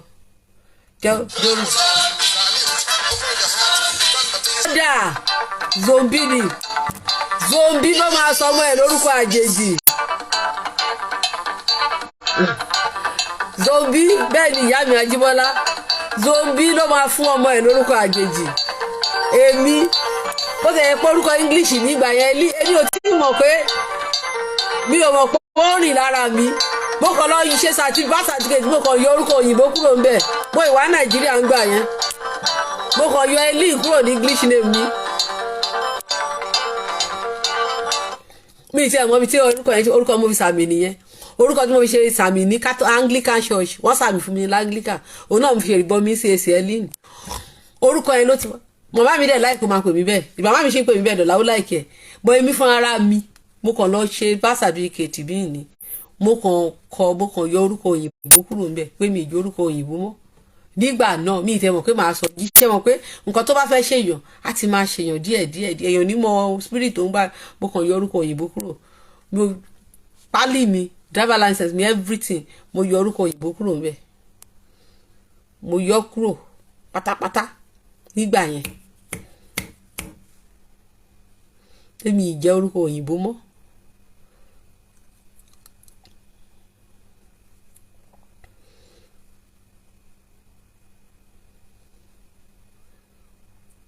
Because zombie ni o a ní sọ jù báyìí lọ gbogbo ẹ̀yin tẹ́ darapọ̀ mọ́ wa ẹ ṣé o. I appreciate everyone. Thanks for watching. A tún padà wá lágbára Èdùmàrè a nífẹ̀ẹ́ nìkan ṣàwátì o láàrin wa o. So ẹ jẹ́ ká padà sílé. Ifá sọ pé ó ní olúgbáríjọ olóṣàwò ó ṣe àwọn olúgbáríjọ lóde ìgbégbé àwọn olóṣàwò fún wọn lóde ìgbégbé àfọ̀ṣẹgbáríjọ àwọn wọn lóde ẹ̀gà ló ṣàwò fún wọn lóde ẹ̀gà ó ní àtìlé àtọ̀nà wọn ṣàwò fún Ọ̀rúnmìlà nígbà tí gbogbo ọmọ aráyé kọ ìsìn ọ̀pẹ̀ sílẹ̀ tí wọ́n láwọn ò ní gbọ́ ti famọ́ tọmọdé tàgbà jẹ́ ká sin ẹ̀dùn. So nǹkan tí fàyẹ̀ ń sọ fún wa ni pé àwọn bàbá ńlá wa wọ́n ti kọ̀yìn sí ìṣẹ̀ṣe rí ayé wọn dẹ̀ bàjẹ́ ṣe mọ̀ pé torí pé àmọ̀tàn wa ìtàn wa pẹ́rí bẹ́ẹ̀ ṣe pọ́tù káwọn ọmọ Ìgbò ṣe kẹ̀yìn sáwọn bàbá láwọn táyé wọn bàjẹ́ yẹn àwọn bàbá wa ti ṣe rí so ayé wọn wó nígbà náà. Tẹ́ bá lọ Káfá ẹ̀rí pé àwọn bàbá wa ni wọ́n ti ní civilization tó pọ̀ tẹ́ ẹ̀ máa wò pé báwo ni rúùtù wọn ṣe ṣẹlẹ̀ tá a dẹ̀ sí mọ́ àárí mọ́ because wọ́n destroy. So mo ṣe ń sọ pé Èkó tẹ̀ ń sọ pé Ọlọ́fin Ògún fún mi lérè Ọlọ́fin Ògún kọ́ ló tẹ Èkó tó Ajé Olókun náà ló tẹ Èkó dó Èkó orí ẹ̀ tó rì mọ́ bẹ̀ òun ló fi pe Èkó. So gbogbo ìtàn àgbélẹ̀ mi ìfẹ́ máa gbọ́ ìtàn àgbélẹ̀ rọ mọ́ tí yóò tàn bá ti wá nu fáàmì ìfẹ́ máa gbọ́ òun ló wúre síbẹ̀ wípé ibẹ̀ ló máa jẹ́ orísun ìbùkún fún gbogbo ọmọ Oòduà káàkiri àgbáyé. Ìwúre tájé ṣe ibẹ̀ dẹ̀ ládé wọlé sí that's why tí wọ́n fi ń bọ Ajé Olókun lẹ́kọ̀ọ́. Ṣé wọ́n pé Ajé Olókun ìṣe méjọ òrìṣà tó máa ń bọ lẹ́kọ̀ọ́ tí àwọn ọmọ Èkó tí wọ́n kẹ̀yìn sí tí wọ́n ti wá bẹ̀rẹ̀ sí tí wọ́n ti wá ń gbé padà ń sìn. Àṣẹ bàbá mi àṣẹ. So Ajé Olókun òun náà ló tẹ nínú fáwọn kì í ṣe Ọlọ́fin Ògún fún mi lórí. So àwọn civilization kan tó ti parẹ́ àwọn ọmọ lè padà lọ wú kìdẹ́ ṣe pé bóyá ìlú yẹn máa parẹ́ pátápátá tí ò ní séyàn ń bẹ̀ mọ́ no. Ajé Èkó ilé Èkó òun ló sọbẹ̀ ní Èkó Èkó ní ilé Ajé àbí bóńdé aládé jòkó sí ní Nàìjíríà lẹ́ni Èkó kọ́ ni kí ló torí ń pe òkun ní Ajé Olókun Èkó ni. So Ajé ni wọ́n ń bọ lẹ́kọ̀ọ́ gbogbo wọn ṣe jí owó Nàìjíríà títí tí epo ò tà mọ́ bó ló ń gbé Nàìjíríà lẹ́ni Èkó. Ìdí táwọn Ìgbò torí fẹ́ kú sẹ́kọ̀ọ́ nìyẹn ìdí tí Peter Obi ṣe ń sunkún nìyẹn kì í ṣe pé torí election tí Peter Obi lose ló torí ń sunkún Èkó tí wọ́n fẹ́ gbà ló ń pa lẹ́kún Èkó yẹn ló ń pa Peter Obi lẹ́kún gbogbo Nàìjíríà yẹn ò nítumọ̀ sí Èkó tí wọ́n ṣiṣẹ́ fún táwọn baba ńlá wa build tí wọ́n jìyà tí wọ́n build táwọn kan fẹ́ gbà òun ni gbogbo ẹkún irọ́ tí Peter Obi ń sun ẹkún irọ́ tó ń sun ẹkún Èkó tí wọ́n fẹ́ gbà ni. Gbọ́ gbogbo ọ̀rọ̀ táwọn ọmọ Ìgbò ń sọ yí pé bó bá máa kọ́ọ̀sì wọn lẹ́ẹ̀mí àwọn máa gbèkó tó bá máa kọ́ọ̀sì wọn ní ẹ̀mí àwọn lọ kàtàn ní pàṣípùwé fẹ́ gba Èkó Ojúkù fẹ́ gba Èkó Awólọ́wọ̀ ni ò jẹ́ kán rí gbà. Àwọn ọmọ agbèrò tẹ́ ní ẹ̀fẹ́ mọ́lẹ́kọ̀ọ́ àwọn gan wà lára àwọn tí ò ti jẹ́ kán rí kó gbà. Wọ́n kàn ń brainwash àwọn youth kò yẹ kí n gó lọ sílé yìí ẹ má bínú pé mo divert. Wọ́n ń brainwash ẹ̀yin youth wọ́n ń gbé yín mọ́ra wọ́n fẹ́ bà ayé yín jẹ́ ẹ̀ ń dáhùn pẹ̀lú enemy. Mi ò ní ẹ̀ ń díje géèsì Ṣínédù tó bá jẹ́ ọmọ róòdù ni tó jẹ́ ọmọ Èkó ṣùgbọ́n ọmọ Èkó tó jẹ́ ọmọ Yorùbá tó ò darapọ̀ mọ́ Yorùbá nation tó ń ṣe IPOB ó ń ṣe ọmọ Yorùbá dẹ́ ò ní right àti rúùlù ilẹ̀ wa ó ń ṣe Yorùbá nation à ń ṣe self determination a fẹ́ kúrò lóko ẹrú ó ò darapọ̀ mọ́ wa ó lọ darapọ̀ mọ́ Ìgbò ó dẹ̀ sọ pé ọmọ Yorùbá ni ẹ́ ó ò jà fún òmìnira ìran títí ẹ òmìnira ìran ti yí ilé bàbá ìyá ẹ ló ń jà fún ó dẹ̀ wá fẹ́ jọba lórí àwọn ọ̀ràn yẹn kí ni definitely pé tó bá wá jọba lórí wa wípé ó máa ṣe nǹkan tó dáa fún wa. Your mind is far away from us. Why tó ṣe Yorùbá nation? Why? That's the question tẹ́ bá béèrè. Why tí ò ṣe Yorùbá nation tó ṣe jẹ́ pé IPOB ló ṣe tó dẹ̀ yẹ pé ńgbà tí wọ́n ní wọ́n lọ ń jó mọ́tò lẹ́kọ̀ọ́ fọ́tò ẹ̀ wọ́n tún rí fọ́tò ó tẹ̀lé àwọn IPOB lọ́ba nǹkan jẹ́ lẹ́kọ̀ọ́ nígbà táwọn IPOB ń dèkórú. Kò ṣe Yorùbá nation. Wọ́n wá ń brainwash ẹ̀yin youth. Kò ní heart. It doesn't have our heart. Eléyìí ò ń ṣe kínní. This is about your own land. Wá ní wọn kì í gbélé lọ tó bá kọ́ńkà yín lórí ilẹ̀ yín tẹ́ dìdìrín kọ́. Your forefather wait they suffer for that land. Àwọn baba ńlá wa ló suffer fúnlẹ̀ yẹn. Ajé ló suffer fún ẹ mọ àwọn àkóṣe táwọn Ọ̀rúnmìlà ṣe síbẹ̀ tí gbogbo nǹkan táwọn baba wa fi sọ tó wá come to pass. Yes, kò lè sọ èdè wa kò lè ṣe kankan kò tún bá wa ṣe. Kò bá wa ṣe ó lóun máa gbogbo àwọn ọba aládé wa ó lóun máa lé gbogbo wọn lọ òun á kó wọn sí jail. He wrote it. Ó wà lórí Twitter ẹ̀. I destroy gbogbo àpèrè àwọn baba ńlá wa. It will make us people of no history. And then nìyẹn làwọn youth wá brainwash tó wọ́n sọ pé òun náà fẹ́ tẹ̀lé. Wọ́n wá ń gbé àwọn youth mọ́ra wọn lásìkò youth láwà. Gbàtọ́ Ọbásanjọ́ mọ̀ pé àsìkò youth kí ló dé tó Ọbásanjọ́ fi jẹ president ní 1999 he was in the 70s. Why tó Ọbásanjọ́ ṣe fa youth àsìkò youth láwà kí ló dé tí wọ́n ṣe pick Ọmọyọlé Sowore. Is Ọmọyọlé Sowore not younger than Peter Obi? Àsìkò youth láwà Ọmọyọlé Sowore is in his 50s and is an activist. Ó dẹ̀ dúró ti àwa Yorùbá nation. Ìbá máa tiẹ̀ dúró fún Yorùbá nation. Gbogbo ìgbà tó ń gbà wọn lédìké ṣebí he was on our side. So why tí wọ́n ṣe fún yẹn ní support tó bá yẹ pé àsìkò youth láwà. Àsìkò youth láwà why tí wọ́n ṣe pick Sowore is a young elite man. Why tí wọ́n ṣe pick yẹn? Why tí wọ́n ṣe pick àsìkò youth láwà? Why tí wọ́n ṣe mú Sowore tó ṣe jẹ́ pé Peter Obi náà lọ mú Peter Obi àtàwọn Tinubu sẹ́ẹ̀tì Tinubu lè jùlọ 1999 to 2000 wọ́n jọ ṣe pé gọ́fúnà ní náà. So kí ni Peter Obi kí ló ṣe sí ẹni tí ò mẹ̀sáyà nílùú ẹ̀ fi wá ṣe mẹ̀sáyà fún Nàìjíríà. Mo sọ́ọ̀rì gan kí ni Peter Obi ṣe sílẹ̀ kí ni foundation tó lè continuity wo ló fi sílẹ̀. Tinubu ò ṣe a sì lè tán lọ́wọ́ sí pé Tinubu ṣe lé kí ni Peter Obi ṣe fún wọn nílùú wọn tó wá sèkó tó wá jòkó sèkó tó pé gbogbo plan bó ṣe máa gbèkó lọ́wọ́ ọwọ́ à ń brainwash ọmọ tó jẹ́ pé ó ní double identity tí ò dẹ̀ believe nínú àwọn ancestral tí ò believe nínú àwọn èèyàn ẹ̀ ọwọ́ à ń brainwash ẹ̀ kò láti help wọn wọ́n wá sọ pé Gbádébọ̀ bó ló ti Gbádé náà wá àwọn youth wa náà wà nínú kinní wọ́n brainwash mọ nǹkan tó jẹ́ tẹ̀ mọ heritage yín. Rome is not built in a day o.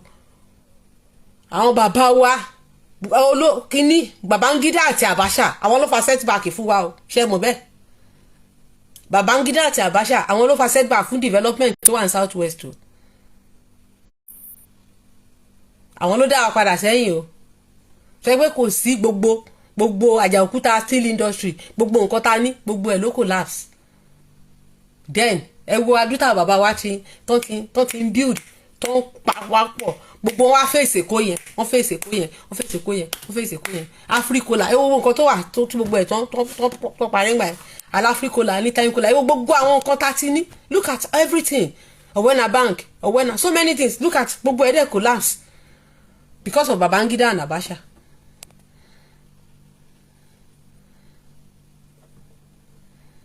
So ẹ wo gbogbo àwọn baba ńlá wa bó ṣe join hand together láti gbé Èkó ga and now wọ́n wá pamọ́ sábẹ́ ọmọ kan wá sọ pé indigenous àìmọye indigenous tí ò bá fẹ́ràn ilẹ̀ ẹ̀ kí lẹ fẹ́ fi ṣe tí ò believe nínú ilẹ̀ ẹ̀ tó sọ pé èdè yín gan shit ni.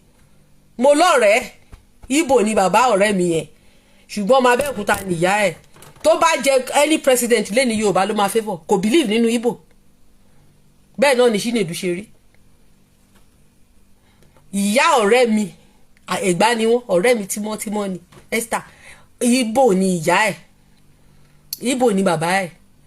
Ìyá wọn gbà tí bàbá ẹ̀gbọ́n màmá wọn lọ ṣiṣẹ́ ní federal government ní East ni wọ́n wá níbi tó ń gbé ní government ní ilé ìjọba ńgbà náà ni bàbá ọ̀rẹ́ mi lórí ìyá ọ̀rẹ́ mi wá sọ fún pé tó bá máa fẹ́ òun ó máa tẹ̀lé òun wá sí Èkó ó tẹ̀lé wá sẹ́kọ̀ọ́ ó wá ṣiṣẹ́ lẹ́kọ̀ọ́ ó kọ́ ilé sẹ́kọ̀ọ́ mo mọlé wọn ilé wọn wà ní ilé àwọn ọ̀rẹ́ mi yẹn ó wà ní Bàrígà ilé bàbá wọn tí bàbá wọn kọ́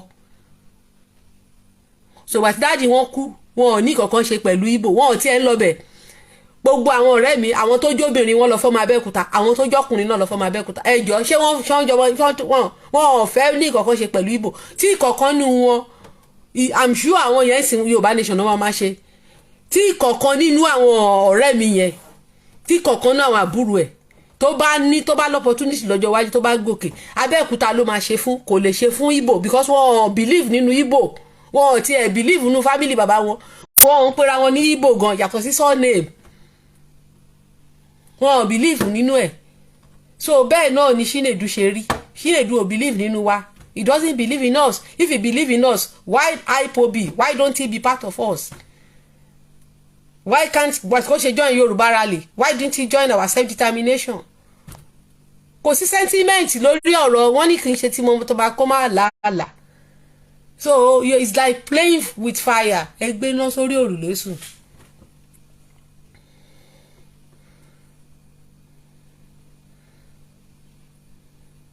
so ayé youth la wa tí wọ́n bá sọ ayé youth la wa tí bàbá bá sọ ìjọba fẹ́ support kó ṣe support Sowore now not Peter Obi now not Peter Obi tó wá ń sunkún èké ó wá sílùú onílùú ó wá mastermind ó wá build àwọn youth wa láti take over ilẹ̀ wa to and now turn us to slave in our own land you want to fẹ́ ṣiṣẹ́ níbi tó fẹ́ jẹ níbi tó ṣiṣẹ́ sí why tóun ò ṣe fi legacy lẹ̀ kó dá company lẹ̀ kó lọ ṣe a lot náà fún ìlú títí ẹ̀ báwọn bàbá tiwa mọ́ ṣe gbìyànjú fún ìlú títí wọn dẹni irọ́ tó ń pa káàkiri pé owó ilẹ̀ Ìgbò náà fi ẹjọ́ kí làwọn Ìgbò ní tó fi tún Èkó ṣe ẹjọ́ I don't know wọ́n lówó Ìgbò náà fi build Èkó mo ti rí ìka lórí Facebook owó Ìgbò wo náà fi build Èkó owó Ìgbò wo náà fi build Èkó kí ni wọ́n rí nílẹ̀ Ìgbò tó wá fi build Èkó kí ni wọ́n rí níbẹ̀ tó fi build Èkó I don't know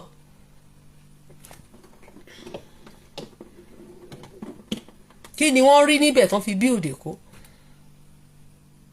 àdúgbò wo ló wà lẹ́kọ̀ọ́ tó sọ lórúkọ Ìgbò Ṣàgégé ní Ìgbò ni àbí Mushin Olóòṣà àbí kò yé mi ní o Victoria Island a mọ̀ pé àwọn òyìnbó ló kọ́ńkà ibẹ̀ nígbà náà but inú Èkó ni wọ́n máa ń pè náà Ìkòyí Èkó náà máa ń pè àbí ìṣe Èkó náà máa ń pè wọ́n nínú Èkó ni wọ́n ń pè gbogbo ẹ̀ tọ́wọ́ sọ lọ́dọ̀ wa. mo sọ́ọ̀rì gan mi ìfẹ́ kò jẹ́ kí n divert lọ síbẹ̀ yẹn so ọmọ Yorùbá torí ẹ bá pé tó bá sọ pé òun tẹ̀lé Peter Obi àbí kankan tó sọ pé it's time for youth ayé ara ẹ ló ń bàjẹ́ tó bá lù sílẹ̀ ìgbà yẹn ló bá mọ̀ lọ bèrè lọ àwọn tó wà l'Amẹ́ríkà àwọn First Nation padà jà wọ́n jà àwọn òrílẹ̀ wọn gbà mọ́ lẹ́yìn ní they are useless in the position wọn náà rí ń bẹ̀ they are top class in the land táwọn bàbá ńlá wọn ní wọn ò ní gbélé lọ́bọ̀ you become a prey in your own land that's it you become a prey in your own land wọ́n brainwash ẹ̀ láti báyìí the same way tí Christianity ṣe wá brainwash wa láti dẹrú àwọn àti God of Israel no they are brainwashing you again you are being brainwashed you are brainwashed yes ẹ sọ pé ayé youth la wà ọmọ Èkó ni ọmọ Èkó tí ò believe ní Yorùbá nation for believe nínú Yorùbá nation ó believe nínú IPOB so he cannot speak your language he doesn't believe in your language he doesn't believe in you ó joyè gan nílẹ̀ Ìgbò kò joyè lọ́dọ̀ yín ó joyè nílùú ẹ̀ ó joyè ọ̀zọ́ àbí nǹkan kan joyè nílẹ̀ Ìgbò.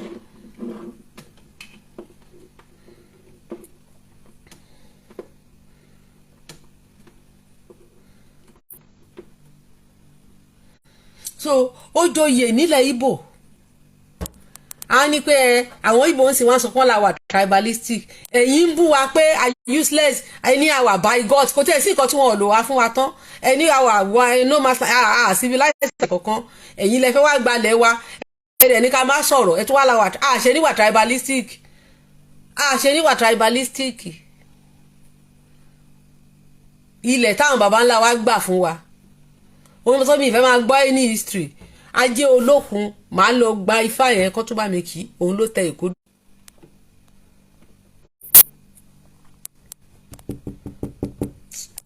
létí tó ń lọ nìyẹn jàre so kíní yẹn lọ padà pẹ̀ Facebook ló gbé lọ so ajé ló tẹ Èkó dó òun dẹ̀ ló sọ lẹ́kọ̀ọ́ Èkó tó wà lórí ẹ̀nà lórí ìmọ̀ bẹ́ẹ̀ ó dẹ̀ wúre síbẹ̀ pé ibẹ̀ máa di orísun ìbùkún fún gbogbo ọmọ ká àti anybody tó bá wá síbẹ̀ o àtàlejò àtonílé gonna be ó máa so and what she did there àwọn kan wá fẹ́ wá for nowhere and they don't even want they are not part of that covenant so tó bá gbalẹ̀ yẹn gan they will bring set back to us. ìyá mi ní àwọn àgọ́ ní tribalistic ṣe níwà tribalistic nígbà tẹ́ bá sọ pé ọmọ àlè ní wá tẹ́lẹ̀ fẹ́ gbalẹ̀ bàbá wa lójú wa káfẹ́ fẹ́ wá rúùlù wa nǹkan tó tẹ̀ máa ń fọ́ nísìmí no ẹ jẹ́ kí n fi yẹ round up wọ́n á ní Britain nǹkan Rishi Sunak òun ní first minister prime minister London servant Kinshasa ni anybody tó bá jẹ prime minister ní London ọmọọṣẹ́ Kinshasa ni ìgbà tí David Cameron wọn máa rí tó máa lọ sọ́dọ̀ Queen 2 days kí Queen fi kú Boris Johnson ṣì lọ sọ́dọ̀ Queen you must go to Queen kò sí nǹkan tó bá sọ ní House of Lord wọ́n máa tó máa sọ ní Parliament wọ́n máa lọ sí House of Lord Prince Charles ló máa preside Archbishop of Canterbury máa wà ń bẹ̀ àwọn decision maker bíi pé tó máa sọ pé wọ́n ní òṣùgbọ́n kankan yẹn àwọn náà ní níbí báyìí Prime Minister máa wà ń bẹ̀ gbogbo nǹkan tó sọ yẹn wá present ẹ̀ King Charles ló máa approve ẹ̀ so ìbáwa jẹ prime minister ọba kó tiẹ̀ jẹ́ Igbo abẹ́ Charles ló wà kò ní authority kankan is subjected to King Charles then àwọn ibi tí King Charles wá sí first minister ní Wales must be a Welshman first minister ní Ireland must be an Irishman first minister ní Scotland must be a Scottish indigenous Scottish ni so tàbá jẹ́ kan gbá wa ẹ má yẹ kán máa lo bóbò fún yín àwọn British wọ́n wà very tribalistic àṣà àwọn náà fẹ́ tribalize wa but they are tribalistic.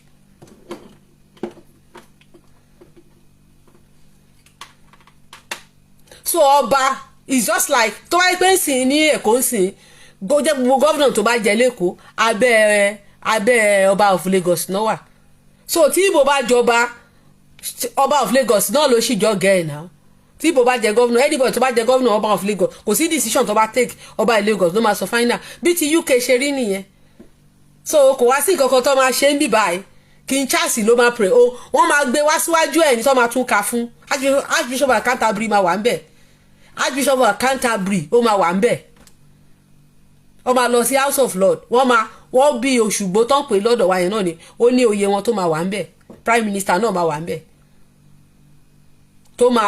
tó máa dúwá so ọba ló máa sign ni òun ló máa approve gbogbo decision wọn pátá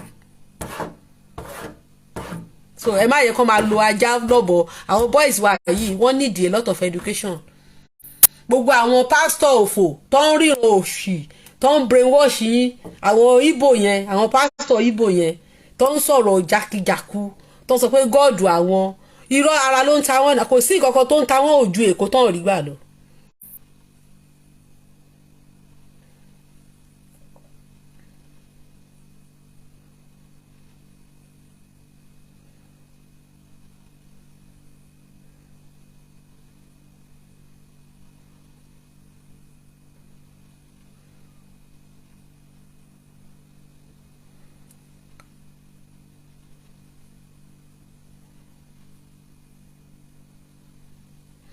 ẹni tó bá lè left kó left I don't give a damn left what is my business so the Igbo all the nonsense táwọn Igbo ń sọ náà then we should keep quiet and allow them to brainwash our youth and steal our land the land that my forefather work for ṣé baba ńlá Igbo ló wá tẹ Èkódó ni tábà sòtò àmàjà yes when we say the truth we will break up if you don't agree with the truth then you are your own. oho ẹ mà ṣe o wọ́n wà ìlú wọn là ń gbé tẹ bá rí British man 20 18 nínú wọn British ẹgbẹ́ ìlú máa fẹ́ 18 British kò ń ṣe Irish o, Welsh ló ń fẹ́ Welsh, British ló ń fẹ́ British, Scottish ló ń fẹ́ Scottish, majority bọ́n ṣe ń ṣe nìyẹn. Ibi tán wọ́n tún wà tribalistic débẹ̀, wọ́n tún wà tribalistic. British máa fẹ́ British tẹ́ bá kó British 50 jọ 42 British ní kọ́pù wọn, British bíi titi wọn. Because tẹ́ bá bá àwọn òyìnbó sọ̀rọ̀, tẹ́ bá ní British á sọ fún yín pé àmì Welsh, á lóun ṣe British. Tẹ́ bá sọ pé lè British máa fẹ́ British, Welsh ń fẹ́ Welsh, kìíní ń fẹ́ bọ́yẹ̀ ń fẹ́ra wọn nìyẹn. Wọ́n tribalistic ìbàjẹ́, wọ́n dẹ̀ fẹ́ detribalize àwa, so káyé tiwa lè bàjẹ́, kán lè gbalẹ̀ tiwa, so kí gbogbo nǹkan táwọn bàbá wa ṣiṣẹ́ fún kó di tẹlòmíì, káwọn ìran míì kán máa control resources tiwa ní orí ilẹ̀ bàbá titiwa, ní orí ilẹ̀ titiwa, káwọn míì kán máa control ẹ̀ kẹ́ àwọn aráàta. Kí ló dé táwọn ò ṣe build ìlú wọn láti 1960 yẹn tí wọ́n ti gbòmìnira? Kí ló dé táwọn ò ṣe build ìlú wọn? Kí ló dé tí Azikiwe ò ṣe legacy gidi fún wọn? Báwo lọ́wọ́ ṣe jìyà fáwa? Why tóun ò ṣe good legacy fáwọn èèyàn títí ẹ̀? Why tí ò ṣe? Tó ṣe wáyé pé gbogbo ìyà iṣẹ́ táwọn bàbá ti wá ti ṣe, gbogbo ìyà tán ti jẹ, òun lèèyàn kan wá ní àwọn èèyàn kan wọ́n fẹ́ wá kó jẹ lójijì, ó wá ní wọ́n sọ̀rọ̀ hate. It is not hate speech, because táwọn agbọ́n bá hùwà bíi titi yín à á sọ jù bẹ́ẹ̀ lọ now. You guys have been saying nonsense about us on Twitter everywhere, calling us fools, and ẹ fẹ́ gbalẹ̀ bàbá wa, you want us to keep quiet and allow you people to take our own land. So in the future generation, our future generation will now become prey in our own land. Àmọ́ wá dé àbí America. No, it's kò ní jẹ́, Ọlọ́run ò ní gbà. It won't be so. So we won't keep quiet. We will educate our youth that they should not play game. Pé kì í ṣe ti bàbá tọmọ kó má làálàá. Kẹ́mi náà lọ sọ pé Onitsha jẹ́ no man's land. Are you guys not going to be mad at me and say what is wrong with me? Same way.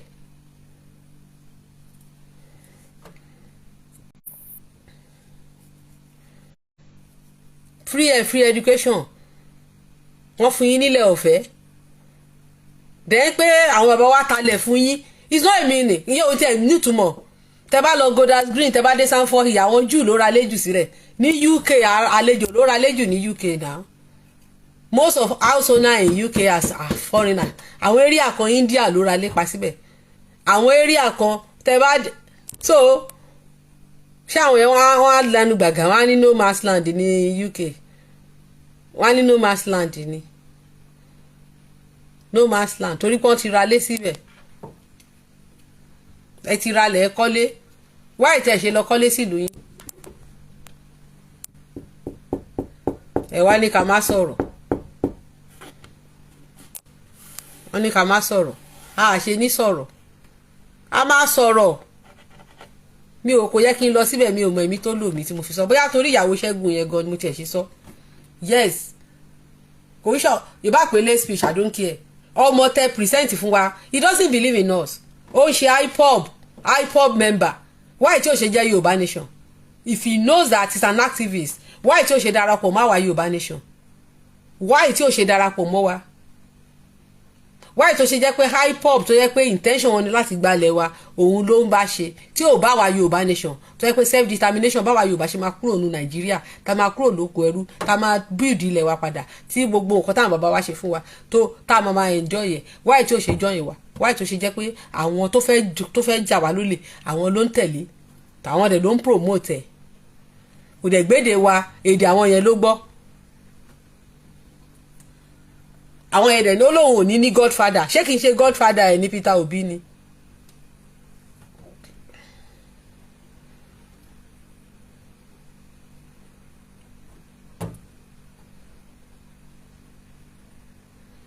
Salu Savaldo, I never said it's not a natural disaster. If you have listened to my teaching, I have said it that the Christian just changed everything, that it was a natural disaster. I've said it. I only use it to educate people, period. Ẹ jẹ́ ká fi show it to the end jàre. Ẹ ṣé everybody, we need to go now. So ẹ má yẹ kán gbé wa ní pàpà, ẹ má yẹ kí anybody lo brain wa mọ́. Wọ́n á lo pajá lọ́bọ̀ fún wa. Kìnnì kan ìgbàṣegbà àwòṣàwò YouTube. Kí ló dé tó bá sanjọ́ ńgbà tó bá sanjọ́ ti 70 yẹn? Ṣọ̀bá tó bá sanjọ́ tún fẹ́ ṣe tọ́ tààmù ńgbà yẹn. Wọ́n tó bá sanjọ́ ṣe òṣè gbé YouTube síbẹ̀. Tó bá lè pé ìsìta àsìkò YouTube la wà. Ṣòwòrẹ́ ló yẹ kí bàbá support, kì í ṣe Peter Obi, because Ṣòwòrẹ́ ló young jù. Ara group àwọn Tinubu ni Peter Obi, so ti Obi ò kì í ṣe young man. Okay, bàbá mi àwíṣẹ Ọmọyẹlé Ṣòwòrẹ́ òun ni YouTube, àsìkò YouTube la wà, àsìkò Ṣòwòrẹ́ ló yẹ kí gbogbo wa wà.